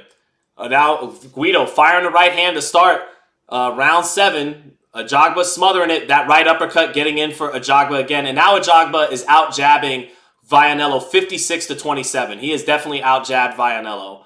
After Vianello was doing well with the jab early, but the last couple rounds, Ajagba is killing him on the jab. Great form on it. Right uppercut lands for Ajagba. Left uppercut lands for Ajagba. Jab lands for Ajagba. Straight right hand. He nails Guido with good punch selection in the combination as they both opened up in exchange. Vianello showing some heart and some whiskers. Vianello comes back with a clubbing left hook, but his shots are being rolled and caught now. And a good left hook by Ajagba. Ajagba, nice pull, but just missed with the right hand in the exchange. Vianello still letting his hands go. But in that first minute, it was all Ajagba in those exchanges. He got the better of him. He punched in between his... He did to him what Guido was doing to him earlier in the fight. Now Guido lands a right hand, but it's on the top of the head, and Ajagba pulling his head back. They clinch. Minute into the 7th round. So far in the Ajagba round. Ajagba smothering the shots of Vianello just off with a right uppercut as Vianello tried to jump in there. Another jab to the body, sets up a jab up top for Ife Ajagba. Guido sitting on that pull right hand, but now Ajagba sees it coming. Oh, nice left hook out of the clinch by Vianello. Now Vianello gets Ajagba on the ropes, clubs the right hand to the body. Vianello really letting his hands go and exchanging with Ajagba. If he's going down swinging and giving it everything he's got. Ajagba still out jabbing in there in the center of the ring. Double stiff shotgun jab by Ajagba, knocking that chin back of Guido Vianello. Right uppercut lands for Ajagba again. Every time Guido leans in too much with that jab, he's instinctually firing that right uppercut. Probably was part of the game plan. Good work by his trainer. Minute left in the 7th. Jab lands for Vianello. Sets up a little right hand over the top, but these right hands are being rolled by Ajagba now. They're not landing on the button. Good jab by Ajagba. He continues to out-jab Vianello in the center of the ring. Vianello, the more tired fighter whose fatigue is affecting his technique more than Ajagba. Ajagba, if he's tired, his technique isn't affected at all. He's as sharp as he was in round 1, actually sharper. Another jab lands for Ajagba, walking him down. Vianello taking chances with the right hand. Just missed getting hit with a right uppercut, but he's still taking chances and exchanging with Ajagba. Vianello picking his gloves up, eats 2 double jabs. What's he trying to say? Eats another jab by Ajagba, but he's eating those jabs, trying to stay in range and fire some power shots, but Ajagba stepping out of range, making a miss. And better defense by Ajagba as this fight has gone on. Guido unloading a combination, empty in the tank, throwing combinations, but not placing his combinations well. Just kind of firing off and becoming less and less accurate as this fight's gone on. And now Ajagba has officially taken the lead after the 7th. 67-66. Ife Ajagba with 4 straight rounds on my card. 3 rounds left in the fight. And we're over 100 people. That's awesome. I'll take it all day. Thank you, all 100 of you, for rocking on this. Milton Dobie said Vianello giving a good account of himself. Yes, I agree. That's why I said he's better than 8-1. You know, but I trust Sean's fight call. There is no lying in him. Thank you, Universal Boxing. I think what Universal Boxing is saying, I like you, Sean. There's no lying in you. But I have to question. His judgment stinks. But damn Guido is tired. Give the guy a stroopwafel. I don't know what that is. I'm not even gonna lie. Let's see. Yeah, I got the... Thank you, Sean. Great commentating. Thank you, Zero. All right, round 8 in this very spirited heavyweight fight. Vianello showing a lot of fighting spirit. Double jab by Vianello. Still bouncing around, still trying to show life in his legs and make things happen. Right hand over the top for Vianello, using his legs to try to give angles, but Ajagba not taking that right hand clean. And now it's 129 to 121 for Ajagba. Ajagba is inched ahead of Vianello in the landed punches. Vianello getting off first in the first 30 seconds. Not accurate, though. Good jab to the body by Ajagba in the center of the ring 30 seconds into the round. Right hand misses for Ajagba, but then the jab lands. Vianello looking a little unsteady on his legs, but trying to summon all the energy he can. Double, triple jab, falling short for Vianello, using his feet more this round. Fires a big right hand, but misses. Ajagba getting his head off the line to make him whiz right past him. But a straight right hand gets in for Vianello, but he eats a straight left hand by Ajagba. Ajagba has switched southpaw. I just realized that. He lands a straight left hand, and it sets up a left hand to the body, and that slows Vianello's legs down. Ajagba measuring in the southpaw stance. Don't know why he's doing this when he was gaining control of the fight in his normal stance, but he backs up out of the southpaw stance and actually walks Guido into some shots, but those shots not as powerful as when he's throwing them in the orthodox stance. Halfway through the round, good southpaw jab by Ajagba, knocks up Guido's head. Guido taking deep breaths, pawing with his jab, circling to his left. That left side of his face marking up. Center of the ring, both fire. Straight left hand lands for Ajagba and another straight left hand. He pulls back from Guido trying to pull him with the right hand. Pulls back, hits him with 2 straight left hands. So good southpaw work. Now a right hand gets in for Ajagba, for Vianello, but no big effect. Straight left hand pops the head up of Vianello. Vianello jumping in with a 1-2, but doesn't have his feet underneath him. Now the right eye of Ajagba is closing up a little. Big right uppercut by Ajagba. Guido jumping in with shots. Not knowing his distance and placing his feet, setting his feet, but jumping in, and he ate a big right uppercut jumping in, but he took it. Guido tries a straight right hand and pivots off to his left, but not working. Jab gets in for Guido. Surprised at some of the shots Guido's taken tonight. Nice southpaw backup jab. Straight right hand knocks up Ajagba's head, but then he clinches Vianello. 30 seconds left. Another Ajagba round, but a straight right hand gets in for Vianello. Not a lot of steam on it, but it gets in. He's using his footwork to pivot off and try to shoot the right hand off of that. And it gets in, but not with a lot of power because the feet aren't really underneath him when he throws it. Oh, big straight left hand counter by Ajagba and a right uppercut on the inside in the southpaw stance. Vianello jumping in and out of range, trying to throw shots and use his feet to set it up. But Ajagba with good timing and sense of distance and right punch selection getting the better of Vianello despite all the footwork and all the circling and trying to give different angles off the footwork to punch. Vianello's head's got the right idea, but his technique isn't matching what I believe he's trying to execute. So 5 rounds to 3 for Ife Ajagba, 77-75. Although Ajagba's right eye began to close up too, and he looks tired now too. So, what's up, School of Skills? Here's Sean. I stumbled on you looking for a live for the fight. I got you, brother. Good to see you, School of Skills. Please subscribe. Chip Skylark, what's going on? Titus 213, what's going on? Zero said, damn, I still got Guido winning this. Am I wrong? Yeah, respectfully, yeah, I think it's been a clear, straight 5 rounds for Ajagba. I think the last 2 rounds, Guido's been more competitive. Maybe the last 2 or 3 rounds, but he's still been losing these rounds. So I respectfully disagree. I think it's clearly a 77-75 fight for Ife Ajagba right now. Zero, are you Italian like me? Can you just not let that go? I understand. All right, round 9. Guido, been impressed by my Paisan's heart tonight. He just gave a very spirited effort. Oh, nice left hook by Guido Vianello. Using it off the jab. Was jabbing with Ajagba and then hooked off the jab. Got it in. But his power hasn't affected Ajagba since he hurt him in the 3rd. Ajagba using the southpaw stance. Eats a right hand but lands a straight left hand. Interesting adjustment by Ajagba. Straight left hand by Ajagba. Double jab, set it up. Straight left hand by Ajagba as Guido tried to jump in. Guido missing the straight right hand. Eats the right uppercut. Eats a clubbing right hand. Eats another right uppercut. And Guido took a couple of hard right uppercuts right there. And he took them. Southpaw jab by Ajagba. Clubbing left hand out of southpaw stance by Ajagba. Right hook, straight left hand by Ajagba. Guido keeping the hands up, but is weary. Right uppercut to the body by Ajagba. Guido still protecting himself on the inside, but 2 minutes left in the ninth. Another right hand lands for Ajagba. He missed the straight left hand, but finished up with the right, with the lead hand and landed it. Straight left hand lands for Ajagba. Guido not reacting well right now. He's going to have to find something here because the referee is probably starting to think a little bit. Now straight right hand lands for Guido.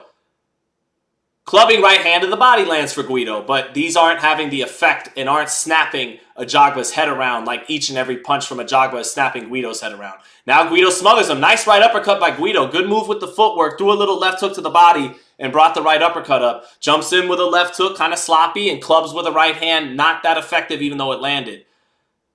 Guido with some offense in the last 30 seconds, though. Tries to get out of the clinch, and Ajagba wisely leans his weight on him like Lennox Lewis used to do. A little over a minute left in the ninth. Ajagba still in the southpaw stance, winning this round, but Vianello did get in some shots in this last 30 to 40 seconds. Southpaw jab by Ajagba knocks the head up a little bit there. Guido short with 3 jabs, and Ajagba more accurate with the southpaw jab in return. Guido jumping in with shots, still trying, but Ajagba ties him up as he jumps in with kind of sloppy punches. It breaks him up. Straight right hand falls short for Guido. Left hook gets blocked for Guido. Jumping into his shots, not fully having his feet underneath him and knowing when it's time to do it. Lead left hook by Guido gets in. He's had a good last minute and made this round close. Another left hook gets in for Guido. Punching in combination as Ajagba trying to land that straight left hand. Now straight left hand gets in for Ajagba. Nice stiff jab by Ajagba. Back comes Guido with combinations. Ajagba not really getting hit clean with him, but now a straight right hand drives Ajagba into the ropes. Double jab, straight left hand by Ajagba with 15 seconds left. Knocks the head clean. Straight right hand gets blocked by Ajagba. He sets in a straight left hand with his back near the ropes. And that was a good last minute and a half for Vianello, but it didn't offset the cleaner, crisper, harder punches from Ife Ajagba. I got it 6 rounds to 3, 87-84. Gave Guido the first 3. I've given Ajagba every round since. The INI says you're doing a hell of a job calling this card, Sean. I'm glad I found you because I'm watching UFC 300. Awesome. Glad to do this service. Happy you're enjoying it. What's up, Clarissa Toricos? Just moving on. Thanks for asking. Richard said Vianello got a chin. He does, and I didn't know if he did. You know what I mean? I'm surprised he stood up to some of these uppercuts and these body. He took a lot of body shots in the middle rounds. Then he ate clean power shots, but he has shown tons of heart. He has fought well tonight, but I think Ajagba's got this. The INI said, get the fuck out of here. You calling the fuck out of this card, Sean. Thank you, brother. I appreciate that. Hector Alvarado said Drake Bell right back at it. I prefer Ashton Kutcher, but that's for you to pick. Last round was 20-20 in Connect, so a competitive round, but I think the little bit more accurate head snapping shots was on Ajagba's head. So I had it 6-3, but that was a good round. Straight right hand to the body by Ajagba as Guido opens up the round, getting off first. Guido getting off first, but eating the jab, and Ajagba pulling back from the looping left hook and the straight right hand, landing his jab again. Guido off with the right uppercut in the clinch, and they tie up 30 seconds into this 10th round. Vianello tired, but it looks like he's going to go for broke this round. Straight right hand by Vianello, trying to stiff arm and then shoot the straight right hand, but not Ajagba taking it well. Short little right uppercut on the inside by Vianello, still moving around, trying to show more energy in this 10th round than the slow and steady Ife Ajagba. Ajagba goes southpaw again. Left hook, straight right hand, left hook by Vianello, but all blocked or falling short. He flails with a left hook and misses again. Left uppercut gets smothered by Ajagba. Right uppercut falls short for Vianello. Vianello getting off first. Right uppercut gets in for Vianello, but not as clean as the way Ife has hit him. Straight left hand by Ajagba. And that's the cleanest punch of the round so far, even though he's not throwing nearly as much as Vianello to start. Straight right hand by Guido Vianello, but Ajagba took it just fine. That one landed hard and good. Ajagba clinching after that straight right hand, but Vianello hasn't been able to hurt him at all. Little body shot, set up a clubbing left hook up top for Vianello. Vianello getting off 3 or 4 to 1 in the punch count. Straight right hand lands for Vianello, as Ajagba trying to fight at a Sunday pace, and Vianello's going for broke here. He backs Ajagba on the ropes and fires. This is a Vianello round so far, 2 minutes into it. Ajagba not letting his hands go a whole lot right now, and Vianello is emptying the tank. He's eating a couple of straight left hands out of the southpaw stance. Now a left hook lands for Vianello, sloppy left hook. Straight right hand lands for Vianello. He's having a good round. Now he's knocking Ajagba's head up, but it might be too little too late. Right uppercut on the inside by Ajagba. Guido takes it well. Ajagba is tired. Ajagba covering up the shots. Vianello sloppy on the inside, but throwing. Short left hook lands for Ajagba in the middle of Guido's punches in the middle of the ring. Right hand lands for Vianello again off the jab. Another right hand lands for Vianello. 30 seconds left in the round. Vianello had a clubbing right hand lands for Vianello as Ajagba pulls out, but neither one of these guys, it looks like, is ever going to go down. They took each other's power extremely well. Vianello is going to do enough to win this round, but not enough to win this fight. Right uppercut to the body, a headlock in the center of the ring. Headlock and leaning on Guido Vianello is Ajagba. Ajagba didn't do a whole lot that round. He was very tired. And that'll do it. 6 rounds to 4, Ife Ajagba. I scored rounds 1 through 3 for Guido Vianello, and he won the 10th. Certainly won the 10th. But I thought rounds 4 through 9 was all Ife Ajagba. You know, maybe if Guido got a little bit of a break in one of those rounds, we have a draw. But I had this fight 96-94. And actually, round 1, which I scored to Vianello, he landed that right hand in the last 20 seconds. But that was a competitive first round, too. That could maybe go to Ajagba as well. But 96-94, Vianello, the Paisan, his corner is very proud of him, even though he may have very well fallen short. But he fought a very spirited fight. He fought with a lot of spirit, fought through exhaustion, fought through getting broken down to the body and then eating big uppercuts and closed the stronger fighter. But Ajagba, with his composure and his timing tonight. I think the best thing about Ajagba tonight was his timing and his sense of distance, and then the improved punch selection. I love the uppercuts and I love the body work. He got away from that body work, and I don't know why he switched southpaw late in this fight when he was really took over the fight in the orthodox stance, but I still thought he did enough to win. Red says great co-main. That was pretty good. Slinger says nobody covers this stuff nearly as well as Sean. Oh, thank you, brother. I appreciate that. 97-93 Ajagba, says Stephen X. I'm not mad at that. I gave that first round to Guido, but it was a close round. Good content is the key, says School of Sills. Hillgrove. Yeah, I'm on it, bro. I got a lot of content I still haven't even dropped. I still got stuff. I got some good stuff. Be on the lookout. Sunday, tomorrow, I'm going to take it easy. I'll drop a video or two that I got. But, you know, it's Sunday, and I'm going to do Sean Porter's show tomorrow. So Sunday will be a little bit chill on the channel. I'll still have a couple videos for you guys. But Monday, I got some good stuff coming out. Don't want to spoil it, but some really good stuff as it pertains to Haney Garcia. You know, maybe someone who sparred Devin Haney the last couple weeks to get ready, giving us some insight as to how Devin was in sparring. And, you know, so be on the lookout for that. And some other good stuff. But I'm grinding, baby. I'm grinding harder than ever. I actually think my best work is yet to come. I really believe that. You know, I was crying, you know, Sunday, having my last fight at Fight Hype. I was crying. I was really, you know, sad. And now I'm filled with hope, and I'm invigorated more than I've ever been. And I think we're going to bring some really strong stuff to the channel. So I'm looking forward to it. Mansoor TV said predictions for Haney Garcia. Sean, Haney, definitely Haney. It's just a matter of in what fashion does he do it. If Devin is gonna do what he tends to do, like he shut out Prograis, but he didn't stop him a little bit because he gets off first and then he pulls out of range. And Regis with those slow feet, Ryan has slow feet too. He makes the guy fall short and then he resets in the center of the ring, sets it up again, gets off, gets out of range. In this fight, I'd love to see Devin do a little bit of that Terrence Crawford, Errol Spence. Terrence Crawford, period, meaning counterpunching, really counterpunch. Because if he really does his counterpunching thing, he could get a stoppage. If he counters hard with the pull right hand over the top of Ryan's left, and he's sitting down on the counters, as the fight goes on. Early on, do your thing. Do your thing. Move around. Keep it in the center of the ring. Circle them. Pick them apart.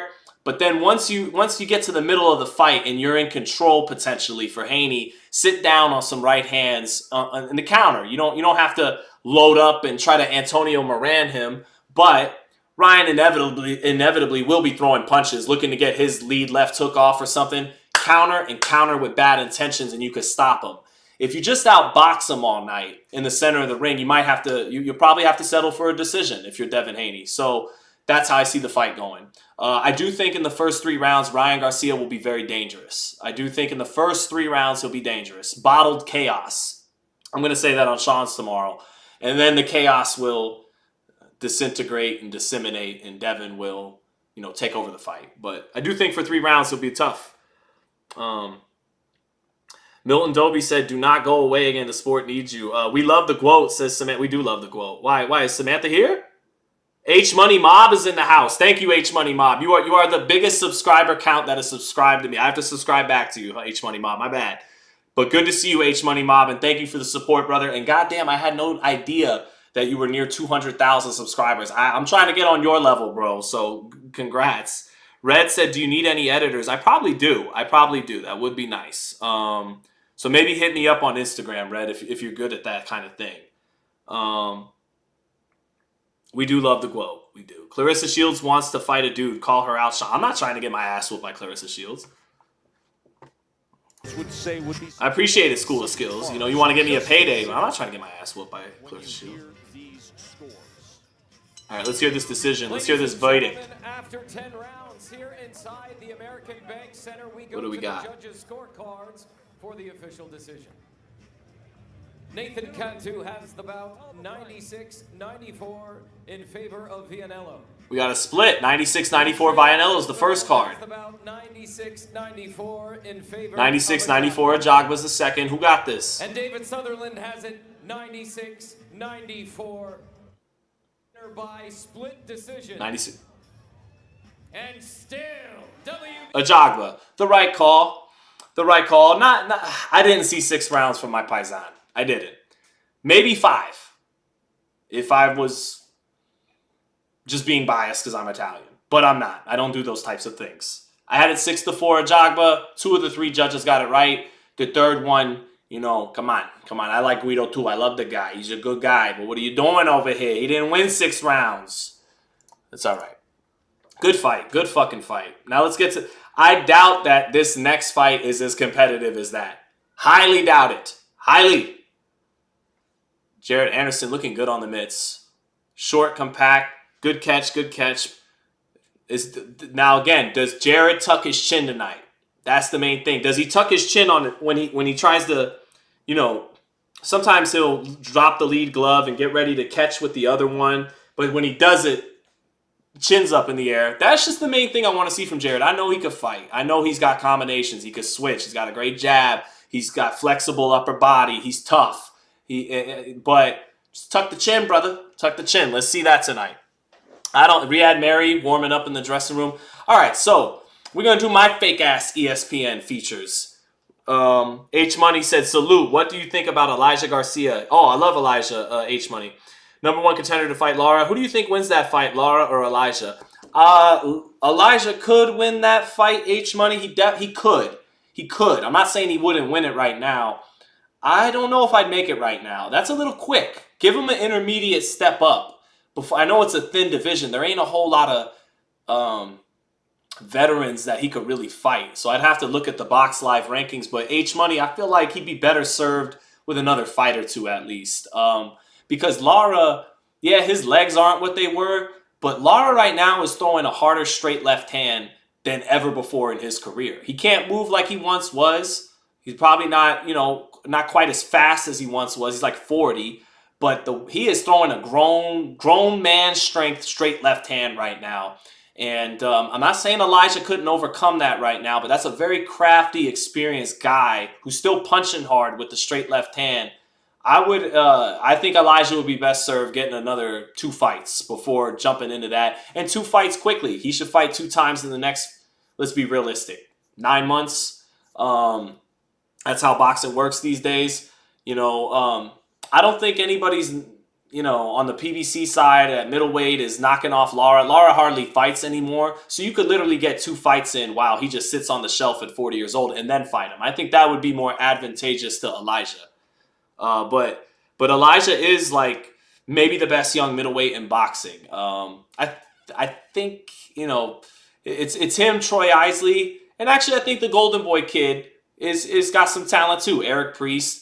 The real middleweight on the rise, him, H-Money, that I think could be a monster is Amari Jones out of the Devin Haney camp. Amari, known him since he was a teenager, always had the frame and the jab and the talent and the size at 160, 154 to be a real formidable force. And it's just about not letting happen to you what happened with Floyd Mayweather's guys 10, 15 years ago, the Jay Leon Loves and those guys. And I know Jay Leon's doing good now.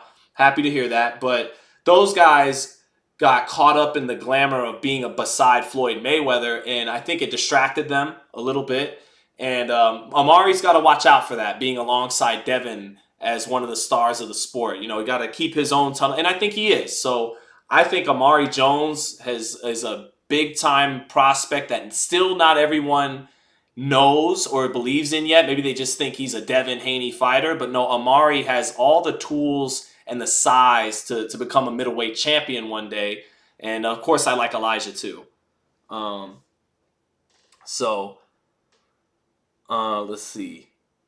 Rocky Austin, I was not kicked out, sir. Things ended amicably. So, build my perfect boxer. That'll be a fun one day.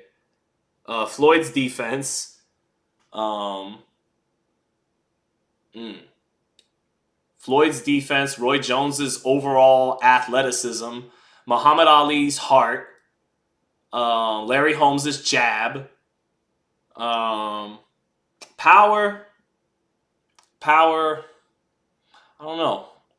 I'd want to go pound for pound. I don't want to pick a heavyweight. Pound for pound, I'd want that Julian Jackson power. So Julian Jackson power with Floyd Mayweather defense, with Roy Jones athleticism, Muhammad Ali heart, Larry Holmes jab. There you go. I think I made a fucking monster. But all right, let me. Right now, ESPN is showing their stuff of Jared and Mary. So how about we get my fake ESPN on? Let me go to my pre-fight footage or interviews or features, right? Features, let's call it that. All right, hold on here. Boom. So, funny quote from Ryad Merhy, the quote of the interview. He said he's going to go Super Saiyan tonight. I thought you guys might enjoy it. Why not, right? Let's get to know a little. Coming up in Belgium, who were the guys you were able to see?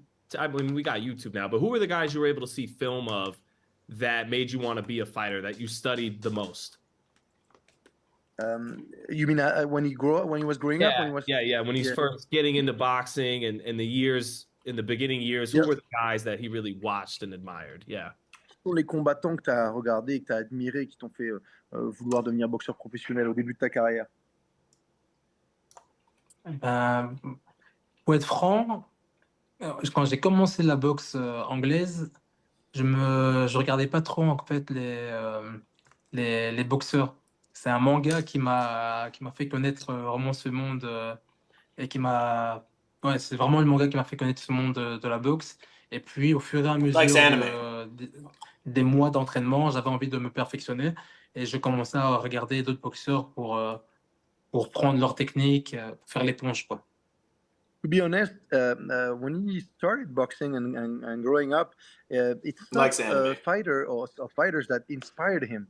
It's a manga from Japan. It's called Hajime no Ippo. Yes. You know it? Yes, I do. Yep. All right. So, of course, Hajime no Ippo being the wonderful manga that we know, it inspired him to learn more and grow, because this manga actually is quite accurate and speaks about legends of boxing and tricks. So it's really what inspired him to box. That is awesome. Were you sad at all when Akira Toriyama passed then, the guy who made the Dragon Ball manga? Tu es triste quand le mec qui a fait Dragon Ball est décédé? Si t'aimes bien les mangas, C'était notre jeunesse, hein. C'est notre papa de la jeunesse. Of course, it was our childhood. He was somebody that inspired everyone. Do you got some Goku in you for this fight? T'as du Goku en toi pour ce combat? I'm an idiot. Super, super ultra instinct. Super ultra instinct, which is the super saiyan, the last transformation, right? You'll see that in the ring. His hair become yellow and stuff. Oh no, absolutely. I think we definitely all know what the Super Saiyan is. Yes, absolutely. And I think it's awesome. I got to hear it in his language, the translation of a Super Saiyan. I have no other questions. That was a perfect way to end. Check out Ryad Merhy. Try to go Super Saiyan Ultra Instinct against Jared Anderson. Ryad, if there's anything else you want to say to boxing fans, please go ahead. But thank you for your time. Yeah, I thought that was cute, right? That was funny. But man, I love Dragon Ball Z, so I love the reference. This is what Jared said in response. Yo, man, that's a real brother to me. He gave me want to do that to even telling him that I want as far as the ring go, but and kind of like you're talking about, he's a guy. I got him on the fight, and I would love to enter the ring and put on my talents. Speaking of like a fluid heavyweight, your fight with Ryad Merhy coming up from cruiserweight. So do you feel like he is that is something he's got going for him? Is he's a little bit more fluid than most heavyweights because he's coming up from cruiserweight, was a champion there. I mean, yeah, that's cool and all, but he little. So, I mean, he can have it. We train for it regardless. But I'm just as fluid, if not better. And he still got to keep up with the pressure. Like, he not dealing with Tony, my man and all, but he not dealing with somebody who's not going to punch back or just standing in front of him. He dealing with somebody who coming forward. Hey, Sean, I'm at work. You know what I'm saying? If not, oh, cool, Casey Diamante. Thank you always, man. Thank you, Casey Diamante. Is this going to be quick work? Because I've seen you against guys your size or even smaller, and it usually doesn't go past 2 or 3 rounds. Yeah, I mean, that's how I usually go. He's like, yep. They always said, don't play with your food. So let's go to work. Well, one thing he said, I think you might find it interesting. He said, and this was in French, he's going to go Super Saiyan Ultra Instinct in this fight to win it. I don't know. You got to know some Dragon Ball Z. What do you think about him saying he's going to go Super Saiyan Ultra Instinct on you? I wish him the best of luck at that. I don't think in any way, shape, or form, even on my worst night, that he has a chance. But, I wish him the best. I know he got a family to feed. He fighting to, be great. So I wish him the best, but I'm coming to hurt some Saturday night. Well, yeah, well, I mean, you guys heard in my interview what I'm expecting. Like, really appreciated Ryad Merhy. He's a super nice guy. But I am expecting this, like I asked Jared, to go 2 or 3 rounds. So now they're showing Jared Anderson in the dressing room, about ready to make his ring walk. Hope you guys enjoyed that. How was that? I got my ESPN on. We played my features. I got features too. You're not the only one with features. What city is home for you, Sean? I mean, really, it's Las Vegas. I grew up here most of my life, but I'm born in Manhattan and lived in Brooklyn, New York till I was 6 years old. Had to live in San Francisco for a little bit. That's where I love the Niners, and then been here most of my life. So, but I consider Brooklyn home. It feels like home. Even Manhattan feels like home. It still feels like home when I go back there, in a way that other cities don't. Hector Alvarado said Drake Bell commentating now. Again, I prefer the Ashton Kutcher's commentating, but here we go. Just about time for main event time, and we're just awaiting these commercials to wrap up, and then we can get to main event time. Sammy, Leo can come downstairs and say hi if he wants. We haven't had a Leonardo cameo yet on the new channel. So, bring him. Bring my son. What's the best 3 top boxing movies? Pretty easy. Rocky, Raging Bull, and Rocky 3. Yeah.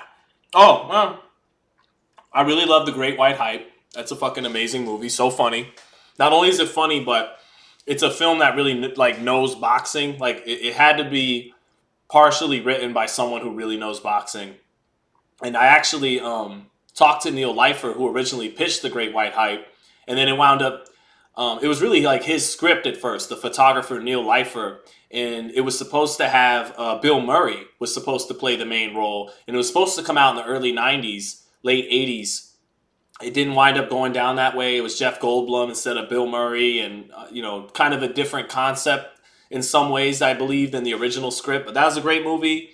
Raging Bull, Great White Hype, Rocky 1, 2, or Rocky 2's okay. Rocky 1, Rocky 3, Rocky 4 are all great movies. What was the movie James Earl Jones was in where he played Jack Johnson? That was a great movie. Can't remember what it was called. It might have been called Unforgivable Blackness or something like that. That was a great movie too. And yeah, I'm trying to think of any other great boxing movies. I'll tell you if they come back. Just waiting main event time now. His first. What's up, baby? What's up, baby? What? Mommy get you something? What she? Oh, grandma got. What'd you get? Show the people. Show them. Oh, they can't see. Oh, you got the Halo? Yes. Yeah. Yeah. You know he plays Halo at 4 years old with grown men. I play Halo. And he actually, now he usually dies, but he gets a kill sometimes against grown men. This kid's a genius. I got Halo to another guy from. Where'd you get it from? From like a white sword. $1 Million Baby was good. Cinderella Man was good. I got like a white sword and now we kind of like have the Halo toy. It had like a big toy. I couldn't have a big toy, and we found a little toy. Oh, you got a little one. Yeah. Well, say bye bye to everyone. Show them. Bye bye. Who do you got? Do you got Jared Anderson or Merhy? Anderson or Merhy? I don't know. Okay, he doesn't know. All right. I'm gonna tell you right now, Jared Anderson, probably inside of 5 rounds. You know that? Yeah. You understand? Well, you want to show him your punches? Go ahead. Oh, turn it over. Oh, ow. Oh, you cracked it. Go ahead, baby. Go ahead, baby. Oh, okay. Oh, good right hand. Somebody up there likes me. I've never seen somebody up there likes. Ow. Go ahead. You can kick my ass in front of the whole world. All 85.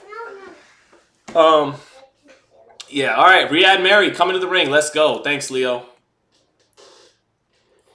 Twins for real. Thank you, Tay-Day. Yeah, that's my baby. Master Chief all day. All right. Ryad Merhy's in the ring. Stocky guy. Looks like he's a blown up cruiserweight. That's what he looks like. He looks like a blown up cruiserweight fighting at heavyweight. That's what he looks like. So Ryad Merhy ranked high, I think #1 by the WBC for the Bridger weight, and took this as an opportunity to fight outside, fight in America. Big underdog. Here comes Jared Anderson with a motorcycle helmet, kind of trolling us about his high-speed chases, I think. That's kind of funny. It's kind of funny. 6'4", 251, 11-1 favorite. See, I thought Guido Vianello at 8-1 was too big. I think 11-1 is too small for Jared Anderson, even though that's insane. So Jared coming forward. He always has something. He's came out as a pimp before. Keyshawn Davis is behind his left shoulder. Good to see Keyshawn. And who's that? Shakur? Yep, and Shakur Stevenson behind him, holding up one of those regional WBO titles. So those are his guys. I know he really loves Shakur. He admires Shakur on a deep level, and I think tries to, stylistically learn and implement things from Shakur. He's just got, it feels like that's really his guy. He's got more respect for Shakur than just about anybody else in the sport, and that's part of what potentially could make Jared Anderson heavyweight champion, is that he's a man at 250 pounds that can execute some of the moves a lightweight like Shakur Stevenson executes. That's what, if he becomes heavyweight champion, that's really what I think is the reason why, is because his fluidity and able to do things the bigger, stiffer giants in the division can't do, fluidity-wise. So he's in the ring, feeling good. He's got black and green on, lots of confidence and energy. He's bouncing right in front of Ryad Merhy in his... No, never mind. He's in his own corner. So, yeah, in his own corner. Stitch Duran, Shakur Stevenson, Keyshawn Davis, all supporting him. They're all friends. They all coming together, says School. Yeah, they are. Yeah, his breath fogged up the helmet. Yep. What is Shakur doing there? He's going to make everyone go to sleep. Oh, come on. He's had 2 boring fights with Nakatia and De Los Santos, but he, Valdez was a good, really good performance. Herring was a great performance. Yoshino was super fun. I know Yoshino stood in front of him all night, but you know, Stevenson is still, you know, an excellent, potentially great fighter. Still you got to prove greatness, but you know, I'm not worried about Shakur long term. He's not going anywhere when it comes to the elite level of the sport. But it is 2 fights now where he's fought a puncher and he became timid, you know, so that's something we'll have to look out for. But he still, I think, is poised for more world titles in his career. So the crowd is dead quiet during the walkout. Yeah. Well, Anderson will be put to sleep? Chima Agu. I can guarantee you that's not happening. You know, Charles Martin hit him with his best left hands, and Charles Martin's a big 250-pound, you know, 6'5" heavyweight who's got some power. And Jared was hurt by those left hands, but took him. Ryad Merhy, 26 KOs and 32 fights. He ain't sleeping Jared Anderson. I'll stand on that. If I'm wrong, I'm wrong. Yeah, School of Skills said he's fighting a top 10 guy next. Yeah, Jared's got to fight. Jared's got to fight a top 10 guy after this one. Wow, I didn't realize Merhy was only 5'9". I thought he was about, you know, 6 feet, 6'1", 5'9" cruiserweight. Former WBA Cruiserweight champ, 2-1. He beat the gold medalist Tony Yoka in his last fight. It's his first time in the United States. So, again, 5 rounds max is what I give this. Let's see if I'm wrong. And then I'm going to go play video games.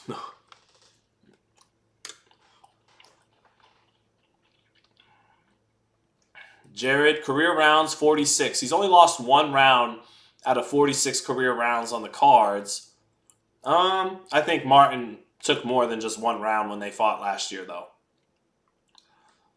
Jared, lots and lots and lots of confidence from Jared Anderson in this ring introduction in the ring now. Raising the roof, trying to tell the fans to give it up in Corpus Christi, Texas. I don't got my audio on. Some of you say it's dead quiet in there, but James Sanchez says Merhy looks built. I mean, he's built like a blown-up cruiserweight, but I mean, damn, he didn't come in light either. He's all the way up at 235. All right, so ring introductions are done. Both fighters come into the center of the ring now for this heavyweight fight, this main event. Tay-Day said rolling up the meds before this fight. Enjoy yourself, brother. Yep. All right, here we go. Fighters touch gloves, back to their corners. And let's see how long this takes Jared Anderson. Forgive me for counting out a former champion in Ryad Merhy, but that's just, if I'm wrong, I'm wrong, but let's see what we get. What do I think of Eddie signing boots? Huge. He needed it. Needed that. All right, Jared comes out. Orthodox jab to the body after missing the jab up top. Clean jab. Another jab by Jared to start. Jared with the lead hand low. Then he picks it up. Again, so fluid for a heavyweight. Right away, just the fluidity you see Jared in his stance and the way he could change the positioning of his lead hand and the life in his legs. Very fluid heavyweight. Double jab for Jared, backing up Ryad Merhy. Merhy in the high guard. Composed. Catches the jab by Anderson. Anderson, left hook, straight right hand. Both blocked by Ryad Merhy. Merhy lets his own jab go. Jab to the body by Jared Anderson. Jared feinting a lot right now. Feinting more than I've seen him in the past. But responsible defense by Merhy. Just keeping the gloves up very well. Good high guard. Good jab to the body by Anderson. And again, it's maybe this was the point of this opponent. You know, Merhy is matching some of the fluidity of Anderson, and maybe that was the point of this fight, was to match him with a guy who can match some of him in that area. Good jab to the body by Jared. Double jab sets up a straight right hand, but the high guard catching that right hand, but the double jab getting in for Jared. And Jared's jab just looks very good early on. Jared working levels with his punches, gets the left hook block, shoots a little straight right hand to the body, using his jab. Another jab lands for Jared through that high guard. Merhy shoots the jab with Jared. Good exchange of jabs that time. Merhy got his jab in too in the center of the ring. Merhy, high guard. Doing this a lot. You know, dropping it for a second, picking it back up, trying to find something against Jared Anderson. Good defense, good defensive responsibility early on by Ryad Merhy. Jab gets in for Jared, but Merhy very, you know, defensively responsible in round 1. That jab is getting through sometimes to that high guard, but not knocking his head up just yet. Now Anderson comes forward with a combination and good defense by Merhy, but some of those shots getting in. Nice double jab to the body by Jared Anderson. That's been his best punch this round, is the jab to the body. Merhy just blocking everything up top, not letting his hands go. Now a sweeping right hand to the body by Jared. Jared beginning to just bully Merhy. If Merhy's not going to offer any counter punching or resistance, Jared looks like he's just going to try to, huff and puff and blow his house down. Jabbing, another jab. Shoots a little right hand off the jabs and sweeps the right hand. Jab again by Jared. Jared just getting off first completely. Straight right hand to the body, probing with it, not sitting down on it. Jared very active with the jab. Good jab. It's a good jab, but Merhy is very defensive-minded right now. Merhy not throwing any punches with 20 seconds left in the first round. Blocks another jab, steps over. Now a right hand to the body lands for Anderson, and it sets up a straight right hand up top. But Mary's thinking all defense, just doing whatever he can to not get hit, clean on the chin. Sometimes, for the most part, it's the high guard, but he's moving his head a little bit too. He's got good feet, at only 5'9". But no answers offensively for Ryad Merhy. Did a good job not letting anything land too clean, not getting his head knocked up, but ate a couple right hands to the body, sweeping right hands from Jared when he'd cover up to block the jab up top, but no offense whatsoever from Ryad Merhy in round one. And I think if he continues to approach the fight that way, Jared will just pick up his punch count. But good pace by Jared in round one. Not that accurate. Had a guy in front of him who wasn't trying to counter, wasn't trying to exchange, wasn't trying to get off, really. But definitely his round. 10-9, Jared Anderson. John Doe says Jared's stopping him by the 6th. He's not even fighting back. Milton Dobie said this guy is clearly a cruiserweight. Stephen X said this is a setup fight. He's falling for the feints. Richard said stopping him in 4. Yeah, but if this guy's just fighting to survive, that might complicate it a little bit, but we'll see. Here we go, round 2, set to start. Tay said, can we fast forward to April 20th? All right, round 2. Jared closing the gap right away, staying on top of him, pawing with the jab twice, shoots the jab, gets it blocked. What's Jared going to come up with here offensively? Left hook, straight right hand, both blocked by Merhy, who's still not throwing a punch yet in the first 15 seconds of the round. Now a little left hook, quick left hook by Merhy, but Anderson with good reflexes snaps his head out of the way. Touching with the jab is Anderson, walking forward, trying to have his feet underneath him, I think, to deliver something behind the jab. Straight right hand, and Merhy, short guy, dips down underneath it. Jab to the body by Jared. That's really been the most effective punch so far. He should just maybe throw more jabs to the body there. That time, though, Merhy saw the jab coming. Big counter left hook, catch and shoot by Ryad Merhy, and a left hook to the body. Merhy got in a nice catch and shoot left hook on Jared Anderson. Flashed the hand speed of a cruiserweight there. Now Jared back on his jab. 2, 3 jabs. Merhy just covering up. That jab partially getting through, but not enough to knock the head up. Merhy with a quick left hook, but falls short. That was a good left hook, though, by Merhy to get himself into the fight a little bit. Jared just touching the jab, and Jared a little weary of this guy's quickness and the fact that he's defensively been good so far. Now Jared switches southpaw, and nasty feint by Jared makes Merhy really fall out of position, but Jared doesn't follow up on it. Merhy's back on the ropes. Jared touching with the jab to the body. Southpaw stance for Jared right now. Halfway through the round. Double jab, triple jab, all of it just landing on the glove, though, of Merhy, whose back is on the ropes. And now with that catch and shoot left hook a minute ago, has a little bit of the respect of Jared Anderson. Backing him near the corner, just keep touching him with the jab to know where he is. Anderson trying to probe off that jab and find some kind of opening.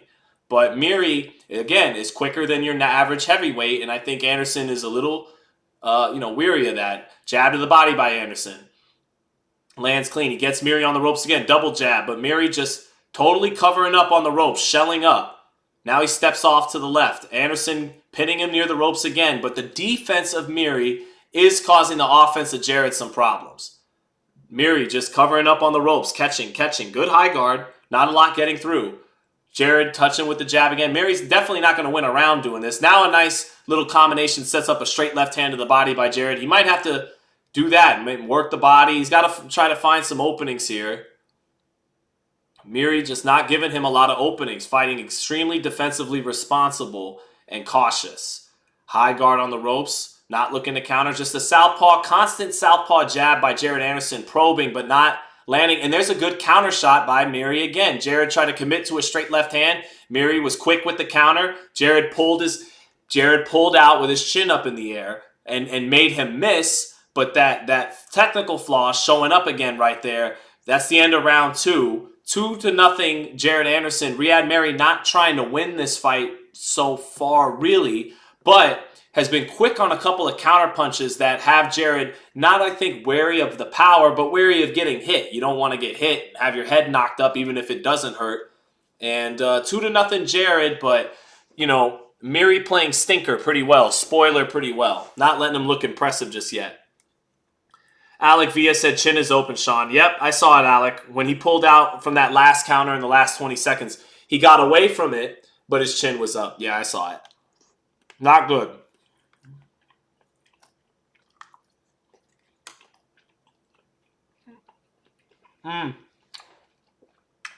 Why did the top-ranked commentators stop calling Jared the next great American heavyweight? Maybe because they're being fair. They're not just playing promoter. You know, Tim Bradley's the best, so he's going to keep it real. Even if Top Rank does want you to believe he's the next great heavyweight, we don't know that. So, good honesty on the commentators. Here we go, round 3. Merhy opening. Ooh, nice. Merhy's got some hand speed.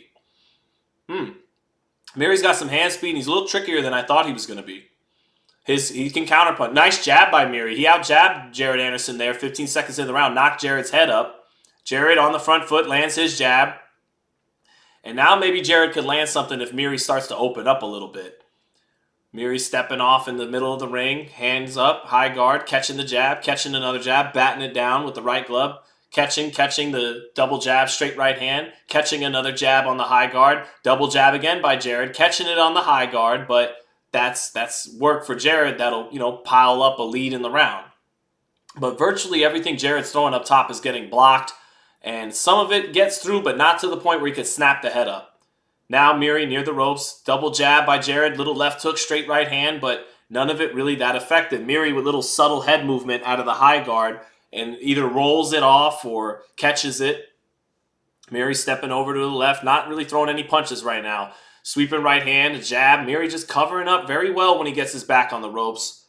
Catching mostly everything. Now a right uppercut gets in for Jared Anderson off the double jab. Jab to the body by Jared Anderson. Sweeping right hand. He takes a step back. Now he resets. Keeps Merhy pinned on the ropes.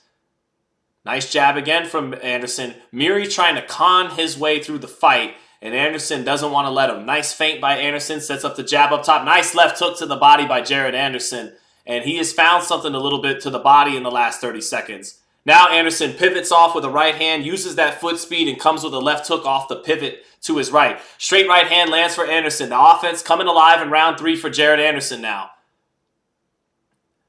Merhy, high guard, drops his hands, picks him back up, drops him. Straight right hand off the mark for Jared Anderson, but he's having a better round now. Jab lands for Jared Anderson. Some of it rolled off by Merhy, but less than a minute left in this round. Jab falls short for Anderson, but got his feet underneath. Double jab by Anderson to the body. Sets up a straight right hand up top, but Merhy rolling away from that straight right hand up top. Nice right hand to the body by Jared off the jab up top, pinning Merhy on the ropes. And I think the body might be where Jared could find the success. Jared, short right uppercut. Good combinations with Merhy on the ropes. Merhy covering up and catches and shoots with a nice left hook. Covered up for all those combinations and then did a catch and shoot on Jared with the left hook. Jared rolling some of it off, but it grazed him and knocked some of the sweat off of him.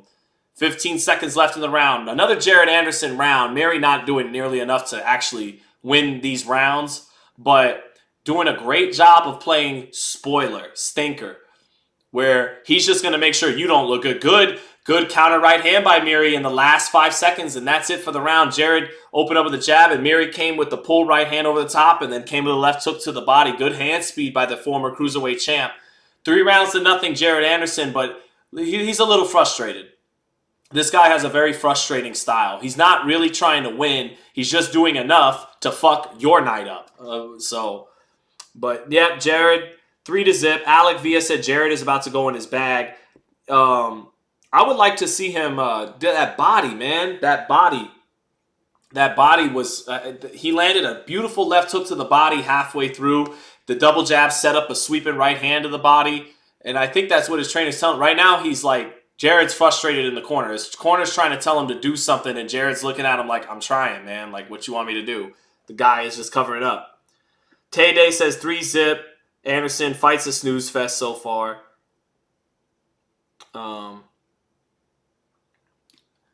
So ESPN has him rated 8th. So here we go. Waiting for round 4 to start. And here we go, round 4. And Merhy about to make my prediction wrong of inside of 5 if this keeps up. Jared frustrated, but winning the fight. On the front foot, switches southpaw now. Feints, sets up a jab up top. Pawing with the jab, Getting Merhy near the corner, near the ropes. Right hook blocked, shoots a straight left hand to the body. Jab to the body by Jared Anderson, southpaw stance. Straight right hand by Ryad Merhy. Nice straight right hand, getting his back off the ropes. Landed on the chest and a little bit of the chin of Jared Anderson that time. Anderson, short with the right hook. Staying in front, straight left hand by Anderson, and he gets countered by a right hand up top by Ryad Merhy for dipping down to the shorter man and reaching for that body in the center of the ring. The body shots come when he pins Merhy on the ropes and freezes him up top with some work and then digs one to the body. That time he tried to reach in the center of the ring against the shorter man and got countered. Total punches, 220. 33 punches thrown by Ryad Merhy halfway through the 4th round. Kind of disgraceful, chat. He's throwing 8 fucking punches around. All right. Merhy not throwing punches. He's just not throwing punches. And so Jared is frustrated and pawing away with the jab, switching stances, getting most of his punches blocked. And Merhy, just to add to the frustration, offers up a nice counter here and there in between your stuff. Merhy just off with a left hook.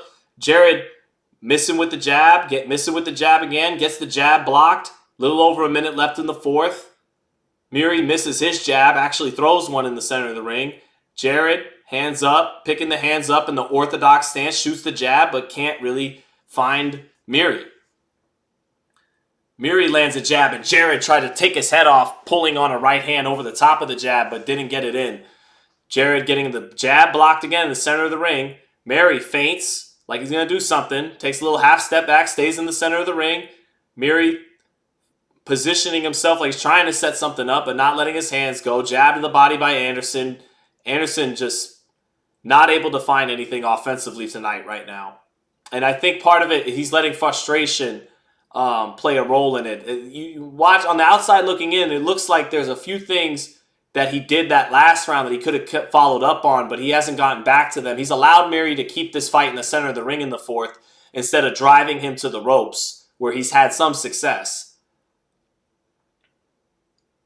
So this round was fought in the center of the ring a lot more. Anderson didn't pin him on the ropes repeatedly like he did the first 3. Good jab by Anderson the last 10. Right hand up top. And that's what I think I think that's the end. Oh, good jab by Ryad Merhy and 2 hard body shots at the bell. Actually, the best punches of the round that round were landed by Ryad Merhy, but still can't give him the round throwing 10 punches around.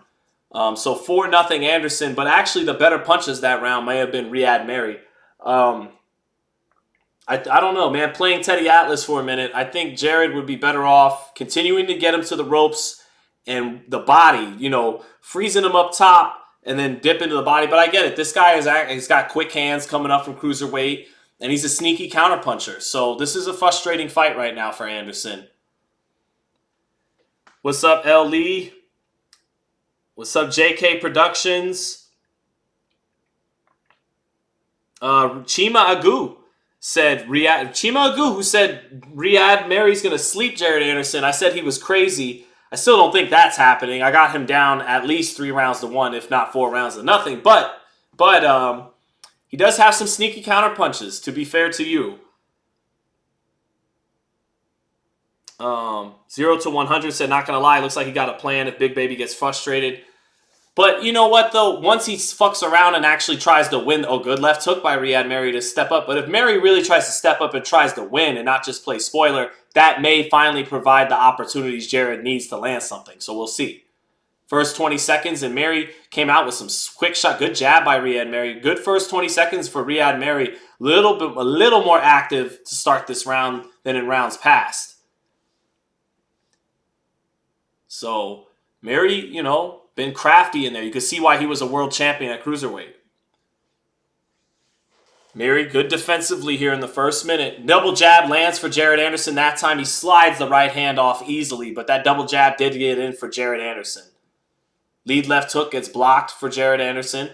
Nice left hook to the body by Anderson. Sets up a nice left hand up top. Merhy rolling the left hand up top, but that left hook to the body got in there. Nice jab by Jared. Oh, Jared pulling out with his chin up, and he's getting away with it against a guy at 5'9", but just now he pulled out with his chin up again. Still hasn't improved in that area. It's when he pulls out. I mean, Jared, though, is showing a lot of different stances and looks, like he always does. Jab up top, blocked by Merhy. Middle of the ring, Jared looking for the openings and a little more hesitant to let his hands go. Sweeping right hand, but didn't fully commit to it, and it fell short. Now that jab gets in for Jared. Straight right hand to the body for Jared. Falls a little short in the center of the ring. He blocks the jab to the body by Merhy. Merhy makes him fall short with a jab up top in the center of the ring. Merhy stepping over to his right in the center of the ring. Stepping over. Walks into that left hook. Good job by Jared knowing he was stepping to his right and led the shot. Merhy stepping to his right. Clubbing right hand finally gets in for Jared. He got it in around, snuck it around the guard, looped it a little bit at mid-range. Merhy just covering up in the center of the ring. Blocks a straight lead right hand by Jared. Moving his high guard around, trying to give a little bit of a different look. Not just stay in that high guard. Up jab by Ryad Merhy, but falls short. Has hardly thrown a punch since the first 30 seconds of the round. Merhy trying a little looping right hand counter over the top of Jared's jab. Again, he's a good little sneaky counter puncher, is Ryad Merhy. Double jab for Jared, knocks Merhy back. He has been tough to hit for Jared Anderson tonight. 20 seconds left in the round. Jab blocked again, sweeping right hand to the body, but Merhy moving out of range, took a lot of the steam off of it. Nice jab to the body by Jared. 10 seconds left in the fifth. Jared, nice left hook to the body by Jared with 8 seconds left in the round. Lead left hook to the body. Good shot. And again, I think that's where the success is to be found, is with the body shot, but I get it. You're trying to reach down to the body against a guy a half foot shorter than you, and he's shown you the ability to quickly come back with a left hook and time it with a counter on a catch and shoot. So I get it. It's easier said than done where I'm sitting at. It really is, because you try to tell him to dip down to that body, and then you can get caught by a check left hook, a quick catch and shoot left hook by the shorter man who's quick coming up from Cruiserweight. But 5 rounds to nothing for Jared. There's no way they'll ever give you a fight fighting like this, especially out of your home country. But he's getting an A for playing spoiler right now, is Ryad Merhy. But this is not Super Saiyan Ultra Instinct like he promised. Crowd getting irritated, said Red. Milton Dobie said no one wants to see a big, young, promising heavyweight win by decision against a 5'7", he's 5'9", cruiserweight. It's kind of like a loss. I get your point. What's up, Jamal? Yes, sir. This is the new channel. Please subscribe. All right, round 6. Here we go. I gotta sit up. I gotta have this fight is a little dull, to be real. Anderson, southpaw stance, switches back orthodox. Merhy letting his jab go, but again, he is throwing like 10 to 15 punches around. It's awful. Ryad Merhy makes it look like Jermell Charlo went for broke against Canelo Alvarez. That's the joke of the night for that. There you go. Here, actually, I'm going to type that in the chat because this fight is so slow. Ryad Merhy makes Jermell Charlo against Canelo look like he went for broke. Yeah. And of course, they changed his name to Mercy because they don't know. Okay, now double jabs, trying to hook off the jab, and the southpaw stands for Jared Anderson. Jared in the center of the ring. Minute into the 6th. Straight left hand. Kind of got through a little bit there, but Merhy walks off to his left. Jared, southpaw, picking the gloves up, tightening the stance. Feints. Lead right hook gets countered. He misses the lead right hook. And again, quick little sneaky counter puncher is Ryad Merhy. So, he throws just enough counters to keep you honest, but not nearly enough to approach winning. How frustrating to deal with. Now Ryad Merhy shakes his right glove. Maybe catching all those punches on the glove hurts his hand a little bit. Jared still jabbing in that southpaw stance. Gets Merhy near the ropes.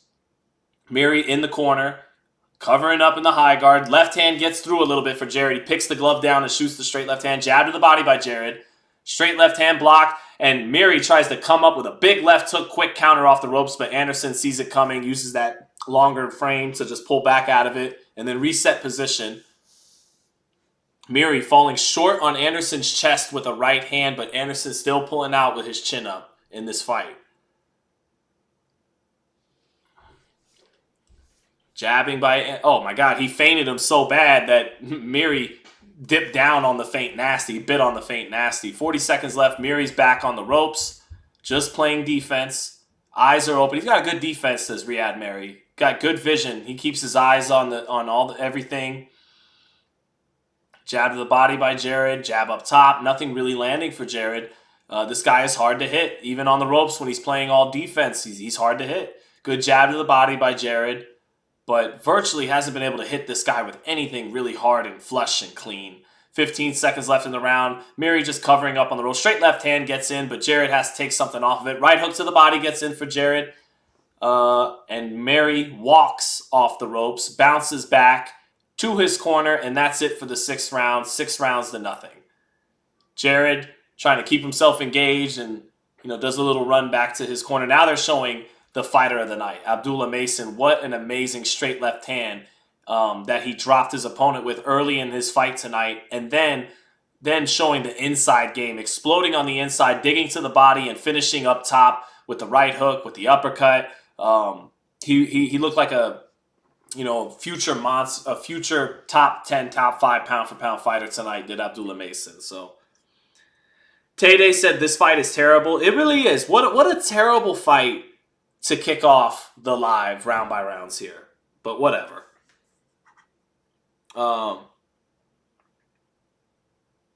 Man, why did they really, man, YouTube killed me on the spelling. I tried to say that Charlo, went like he was going for broke against Canelo, and they just created their own sentence. They called him Charlotte. I did not mean to call Jermell Charlo Charlotte. All right, round 7. This fight, it's bad, but it's not bad enough. Like, it's not bad enough to join. Maybe it is. 78 thrown punches for Ryad Merhy. He is averaging a staggering 13 punches a round. Ryad Merhy short with the left hook. I'll let you guys know if something actually happens pretty soon. 30 seconds into it, Jared getting his jab blocked, sweeps the right hand behind the jab, gets it caught on the high guard. Center of the ring, Merhy taking little half steps back, steps to his left, keeping his gloves up, rolling shots, catching shots, throwing the occasional once in a blue moon counter nicely. But he's too short, so even when he throws a nicely timed counter, it doesn't really land because Jared's tall and just pulls back. Southpaw stance for Jared. Minute into the round. Pawing with the jab. Getting it blocked. Right hook gets blocked. Pawing with the jab. Pawing with the jab. Gets Merhy near the ropes. Pawing with the jab. Southpaw stance. Jab to the body. Merhy covering up on the ropes. Slipping shots. Blocking shots. Very well. But he wouldn't dare throw a punch. Halfway through the round. Right hook to the body gets in for Jared. That's been the best punch for him tonight. Has been whether it's orthodox or southpaw, just whipping the hook to the body when Merhy covers up on the ropes. Maybe underutilized, but again, when you're a taller guy, now a right hook, left uppercut, split the guard a little bit there. Good shot by Jared Anderson, mixing up the punch selection. Jared, nice jab by Jared. I think that left uppercut might have opened him up a little bit. Right hook gets blocked. Staying in the southpaw stance. Merhy a little weary after having to finally taste the power. More weary than already. Straight left hand to the body by Jared. He's cracking through a little bit here. Minute left in the 7th. Merhy in the corner. Jared probing with the lead hand, trying to set something up. Nothing there. Nice jab by Jared, keeping him pinned in the corner. Right hook sets up a left uppercut, and then the second right hook goes in. Right hook, left uppercut, right hook. That second right hook did get in on Merhy. Snapped his head around a little bit across the high guard. So two shots, power shots, finally cracking through that defense a little bit here for Jared Anderson. Merhy slowing down a little bit. He just wants to survive. 30 seconds left in the round. Nice jab lands for Jared. Merhy starting to take deeper breaths. Maybe he's slowing down a little bit. Straight left hand by Jared, block, jab, block, but Jared picking it up this round in the last half of the round. Jabs to the body does Jared. Paws up top, shoots up a left uppercut off the double jab. It gets all blocked. Jared's saying, like, come on, man. Right hook to the body by Jared. He smothers the counter this time instead of pulling out with his chin up. 7-0. Tough fight to watch. God bless you guys for even watching this with me.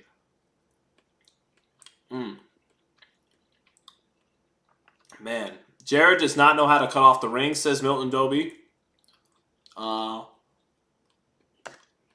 says that Jalalov finishes off Anderson easily. I don't think so easily. That's a fight.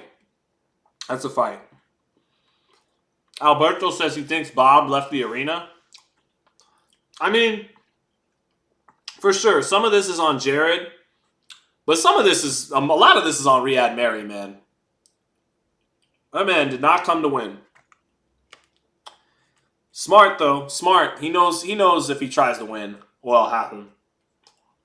Jared Anderson has thrown 463 punches in 7 rounds. That's a great pace for a heavyweight. He's throwing 60 punches, 65 punches a round, but virtually not landing anything. Ryad Merhy is setting records, folks. 86 punches thrown through 7 rounds. Jesus. Let me not use the Lord's name in vain. All right, round 8. Oh, good. Yeah. Jab by Jared Anderson. Double jab out of southpaw. And this triple jab. Sets up a straight left hand to the body. Right hook up top. Right hook gets blocked up top, but straight left hand to the body, getting in a little bit off that double, triple, quadruple jab. Just probing the high guard.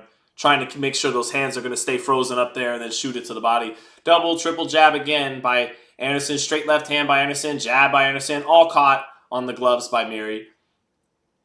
Merhy not using his legs here. Just standing in front of Anderson. And Anderson still can't find the openings offensively with his defense. Straight left hand to the body. Right hook up top. I mean, Anderson trying a lot of different things offensively, chat. Like double, triple jab. Set up the body shot. Double, triple jab, hook off the jab, backhand, lead backhand, lead right hook. But so he's trying a lot of different things. It's just that Merhy has a good defense and is a 34-fight veteran who has come to survive. Nice right hook to the body by Jared Anderson in the middle of Merhy's punches. Merhy actually opened up for a second there, and Jared was able to get in a clean right hook to the body. Jared probing with the southpaw jab 3 times again, getting it blocked halfway through the 8th. Merhy virtually unmarked.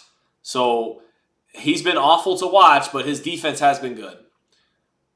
Merhy dipping underneath 2 shots by Anderson again, dipping down low, catching on the high guard. Big counters by Ryad Merhy, but good defense by Jared, catching the body shot and then catching the head shot. But a quick 2-piece counter by Ryad Merhy, but Jared, alert defensively, blocked both to the body and to the head. Minute left in the round. Jared walking him into the corner. Straight left hand, right hook, both not getting in.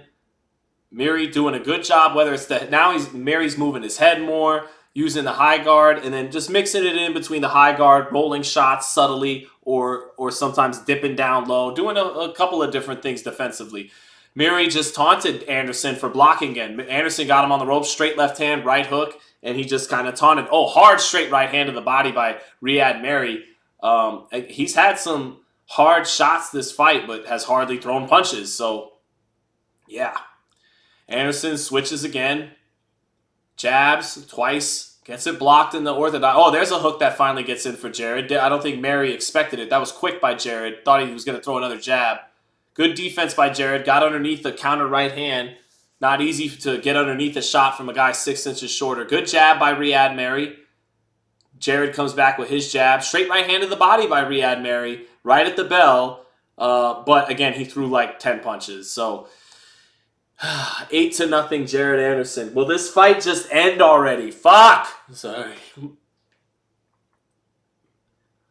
Tim Bradley said, I can't believe Merhy was a champion and he never wants to see him ever again. Yeah, this is bad.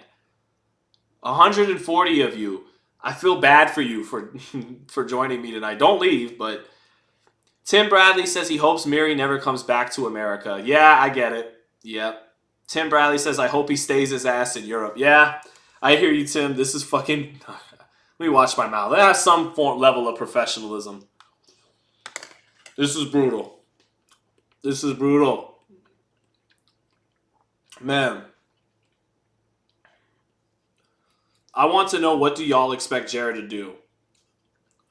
Fair enough. John, I feel like, again, easier where I'm sitting. And again, you're reaching down to the body against a guy who's shorter, who's shown he's a good counterpuncher when he opens up. But I don't know. I think there's something there with the probing the high guard when he's on the ropes and then finishing hard to the body. When Jared's thrown a good hook to the body here and there, he's landed it. So, that would be my suggestion. But now they trade jabs early in the 9th round. Good jab lands for Jared. Another jab lands for Jared as Ryad actually jabbed with him. Jared was able to stick his in there clean once the man actually opened up for a second. Merhy shoots his jab, center of the ring. Back comes Jared. They trade jabs. Both get it in that time. Double jab by Jared. Pelts him with it. Another jab by Jared. That one getting through the high guard. Jab, clubbing right hand for Jared. Back on the jab. Definitely throwing plenty of punches. Another jab by Jared. Jab lands for Merhy. And then Merhy with the cross arms defense. Not easy to hit as he pulls out of range. Jared trying to sneak a right hand through the guard. Gets it blocked. Lands the jab. Jared landing his jab this round at least now. Ryad Merhy moving his head. Falling short with the jab. Eats a jab up top in the center of the ring. Merhy planted, staying in front of Anderson. Maybe actually trying to set something up, but Jared wants that pull right hand over the top of the jab, but Merhy hardly gives him anything to do it with. Tries it twice. Both times Merhy rolls it fine. Halfway through the 9th. Double jab to the body by Jared. Sets up a right hand up top, but it gets caught. Jared stepping over to his left. Shoots the jab. 1 minute 20 left in the round. Jared lowering the lead hand. Orthodox stance. Shoots the jab. Merhy gets his head out of the way with it with his hands low. And Merhy's got good reflexes, good defense, sneaky counter guy. I agree with Tim. I never want to see him again, but there's a reason why it's a difficult assignment right now. He's not trying to win. He's just doing enough to get to the 10 rounds, but he's good enough to have to keep you honest. Jared throwing a couple of sweeping shots up top, sweeps the right hand to the body, but didn't really commit to it. Sweeping right hand up top, it gets blocked. And Merhy is being a real troll, man. He sometimes now that right hand got through partially off the double jab, and I think Merhy reacted to it. Left uppercut just off the mark for Anderson. Shoots the jab behind it. 30 seconds left. Maybe he has Merhy finally just a little bit buzzed. Double jab, sweeping right hand to the body, gets caught on the elbow by Merhy. Merhy blocking up on the ropes, and Anderson leaning his weight down on him a little bit at least after overshooting over the mark, and Merhy got underneath the shots. 10 seconds left in the round. We're almost done. Jab getting caught. Right hook. Merhy gets his head out of the way of it. Slips 2 jabs. And that does it for round 9. 9-0. Oh, man. Oh, man. Let's see. Hector Alvarado said, great commentating. I appreciate it. Thank you, man. Drake Bell can commentate, right, Hector? Appreciate it, bro. 2 clinches the whole fight total. This hasn't been impressive from Jared. I get it. Like, he has a guy totally just trying to survive who's better than we thought he was going to be. The guy is a very competent pro. I can see why he was champion at Cruiserweight, why he won a title. He is crafty. And has a good defense and reacts well defensively and has quick hands and can time some counters here and there. So I get it. But someone said earlier in the chat, you don't want to see the next great American heavyweight go 12 or go 10 with a 5'9" cruiserweight that you thought he was going to blow out. Charles N said this fight is atrocious. Molly Mall, I did sigh. This is, oh man, this is rough. Last round. Give me something, please. Anything. Anything. Anything! Sorry if you have headphones on. Anything at all. Something. Something happened. All right. Now, it's for different reasons, but it's kind of funny that Jared loves Shakur, and now he wound up having his De Los Santos fight. Although, it's it's not like that in that fight, De Los Santos and Shakur weren't throwing punches. Jared's throwing plenty of punches every round, even though almost none of them are landing. Ryad Merhy is like if Shakur Stevenson and De Los Santos that night were a heavyweight and they did the fusion dance, they would become Ryad Merhy. So, minute into the 10th, I will let you know, chat, if something happens. I will let you know. Left hook to the body by Ryad Merhy. Okay, it happened.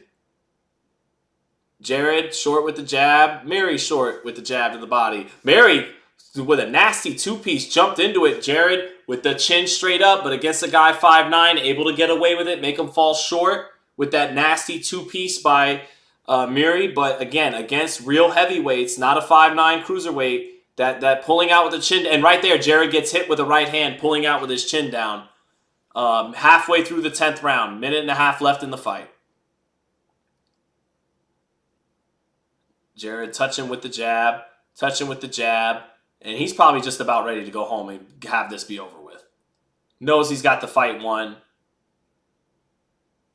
Little over a minute left. Left uppercut blocked, right hook blocked. Merhy is just quick with that elusiveness coming up from cruiserweight. And this is good. And again, I said before the fight, maybe that's what this matchmaking was about. Put a guy in front of him who can match his fluidity. And if that was the goal, it was achieved in that front. And that is the one thing accomplished with this fight is Anderson finally had to fight someone who could match his moves in a heavyweight fight.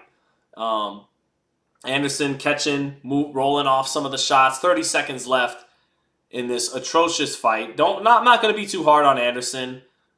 There's certainly probably things he could have done, even with a guy fighting like this, to be more effective. But, I mean, he really fought a stinker tonight. A guy who came to spoil the show, not try to win. And, you know, if the matchmaking in mind was to make him have to face a heavyweight as fluid as him to get that look as he climbs the ladder, then that did happen. But he pulls out with his chin up again, lands a right hook, Merhy falls short, and that's it for round 10. 99-91 Anderson or 10-0, either one. Who cares? I'm just happy it's over. Jesus. Sorry again, Jesus, for bringing you into this. My God. Tata said Jared, not world class. I mean, this ain't the 1970s and the 1990s anymore. Heavyweights are flawed in today's sport since the, you know. So he may have flaws, but he has strengths and qualities too that will give all the other heavyweights problems. You know, he isn't showing enough to say he's the next great heavyweight, but he shows enough talent and ability that he could become heavyweight champion. Are you going to pencil him in based on what he's showing us? No, but he could. So we'll see. We will see. Number one thing he still has to work on when he pulls out with his chin up, and that's the number one thing. It's mentally, you know, falling in love with your craft can help, you know, take you to another level than where you're even at now. I mean, if you're this good without really loving boxing like that anymore, then imagine, you know, what he could do, really sinking your full heart and being into it. But basically, Jared needs to work on the chin coming up, on the pullout, and just has to make sure that he's mentally strong. He showed he was mentally strong against Martin in terms of taking a good shot, still being a dog. But tonight, I think he mentally had some lapses in frustration. I think frustration made him unable to execute some of the things his arsenal skill set could have maybe made happen. But after the third, he kind of seemed to have his mind made up that I'm going to win this fight, but this is going to be the pattern of the fight the rest of the night. I'm going to have to settle for throwing 60 punches against this guy's guard and be responsible enough and cautious enough, knowing he's going to try to sneak me with a counter 3 or 4 times in the round. And that's what I'm in for tonight, you know, and maybe frustration, you know, again, restricted some of his creativity on offense, you know, so... But, you know, this guy has a good defense and came to survive, so it's not all on Jared. Does need to work on when he pulls out with the chin up, and apparently with frustration, because I'm not worried about him mentally in terms of taking a shot and still being tough. He showed that pretty good in the Martin fight, but yeah. Money Mike said he had to do what he had to do.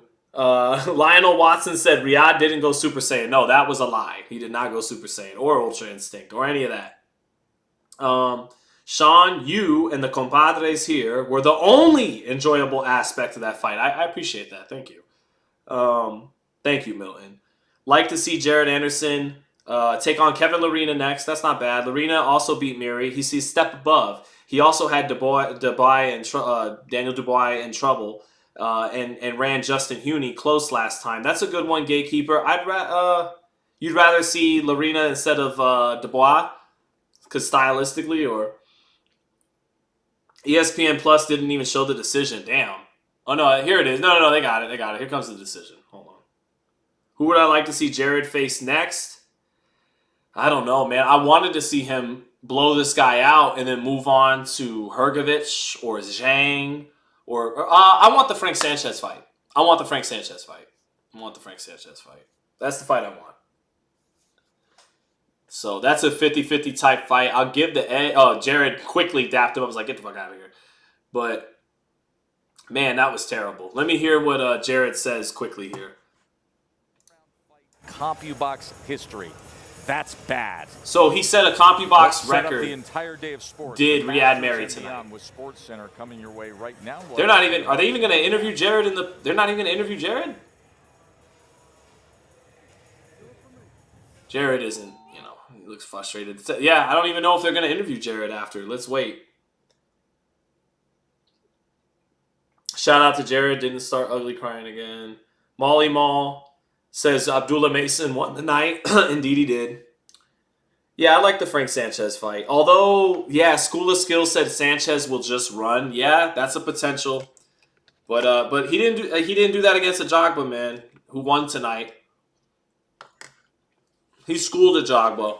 You're right, though, School of Skills. It probably isn't an entertaining fight. It might be, though, man, because now that Sanchez would be in a real opportunity, you might see him, you know, let it hang out a little bit more, because he's not facing a guy he knows he's going to beat and he's in control of. Against Jared, you know, Jared comes forward and throws a lot of punches. That might bring the best out of Frank Sanchez, and we might have a great fight. Or Sanchez will just be cautious and, you know, keep the pace to a minimum, use a lot of movement. That could definitely happen too, but Sanchez might show up, you know, really ready to take advantage of the opportunity against this, you know, American heavyweight that we're trying to make the next champion. I like the fight. I also like him against Big Bang Zhang.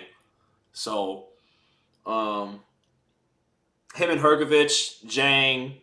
But earlier in the chat, someone suggested like maybe a more realistic step up, Kevin Lerena.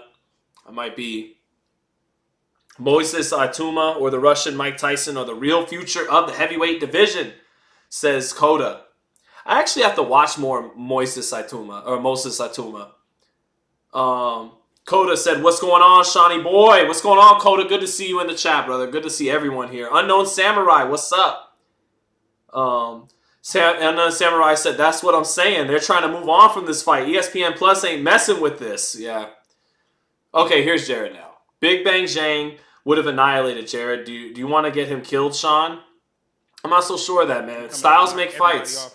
And Jared has a huge hand speed and youth advantage. What'd he say? We apologize for the language here. What'd he say? The other...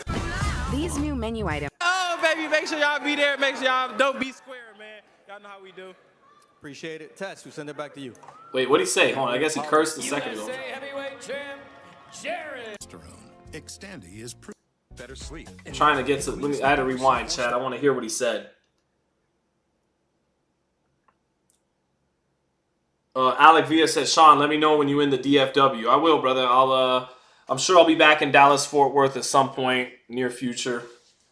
Jorge Ramirez said, what's up, Sean? What's up, brother? What's going on? Man, thank you guys for joining me through that. Hold on, let's see what he said. If I'm ranked with you, if your name is near mine, we can get it cracking, man. You know, the real big baby, man. We coming to knock everybody off. We coming for them titles, and we coming to fucking win, nigga. Oh, we're coming to fucking win. Oh, and then he stares into the camera to say that. Okay. Well, that's it. Chat. If there's anything else you have for your boy before I get out of here, please do. But otherwise, I'm going to get out of here. That was rough enough to sit through. I'm going to go enjoy the rest of my night.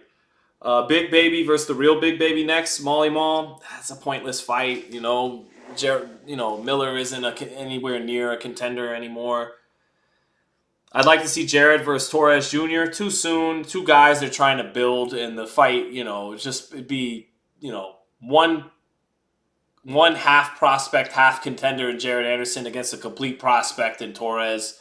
That fight would just make more sense if they have success in their careers over the next couple years, and then it's a legit main event level, heavyweight fight. So, Red said, appreciate the stream. Don't get flagged with that audio, Sean. Yeah, my bad. That was a little sloppy there. Tata said, thanks, Sean, commentator on the net, the favorite commentator on the net. And I appreciate you watching out for that getting flagged, Oscar. I appreciate that. That was sloppy by me. Alberto said, appreciate you, Sean. Chima Agu, who thought that Anderson would get slept. That didn't happen, but we were both wrong. Chima Agu thought Anderson was going to get slept. I thought he was going to get him out of there in 2 or 3 to 5 rounds, and neither one happened. So we all eat our humble. Even Sammy's telling me be careful with the audio. Tay said, appreciate you as always, bro. Appreciate you too. Tank versus Ghost. I got Tank. I got Tank. I would love to say what happened in sparring, but I literally would only do that if Gervonta and Frank were okay with it. That's the etiquette of boxing. But from what I said, it'll be competitive. But in the end, Davis, should win that fight. Probably by stoppage because he hits so hard. And as the fight goes on, he finds the mark and finds it clean with speed and timing.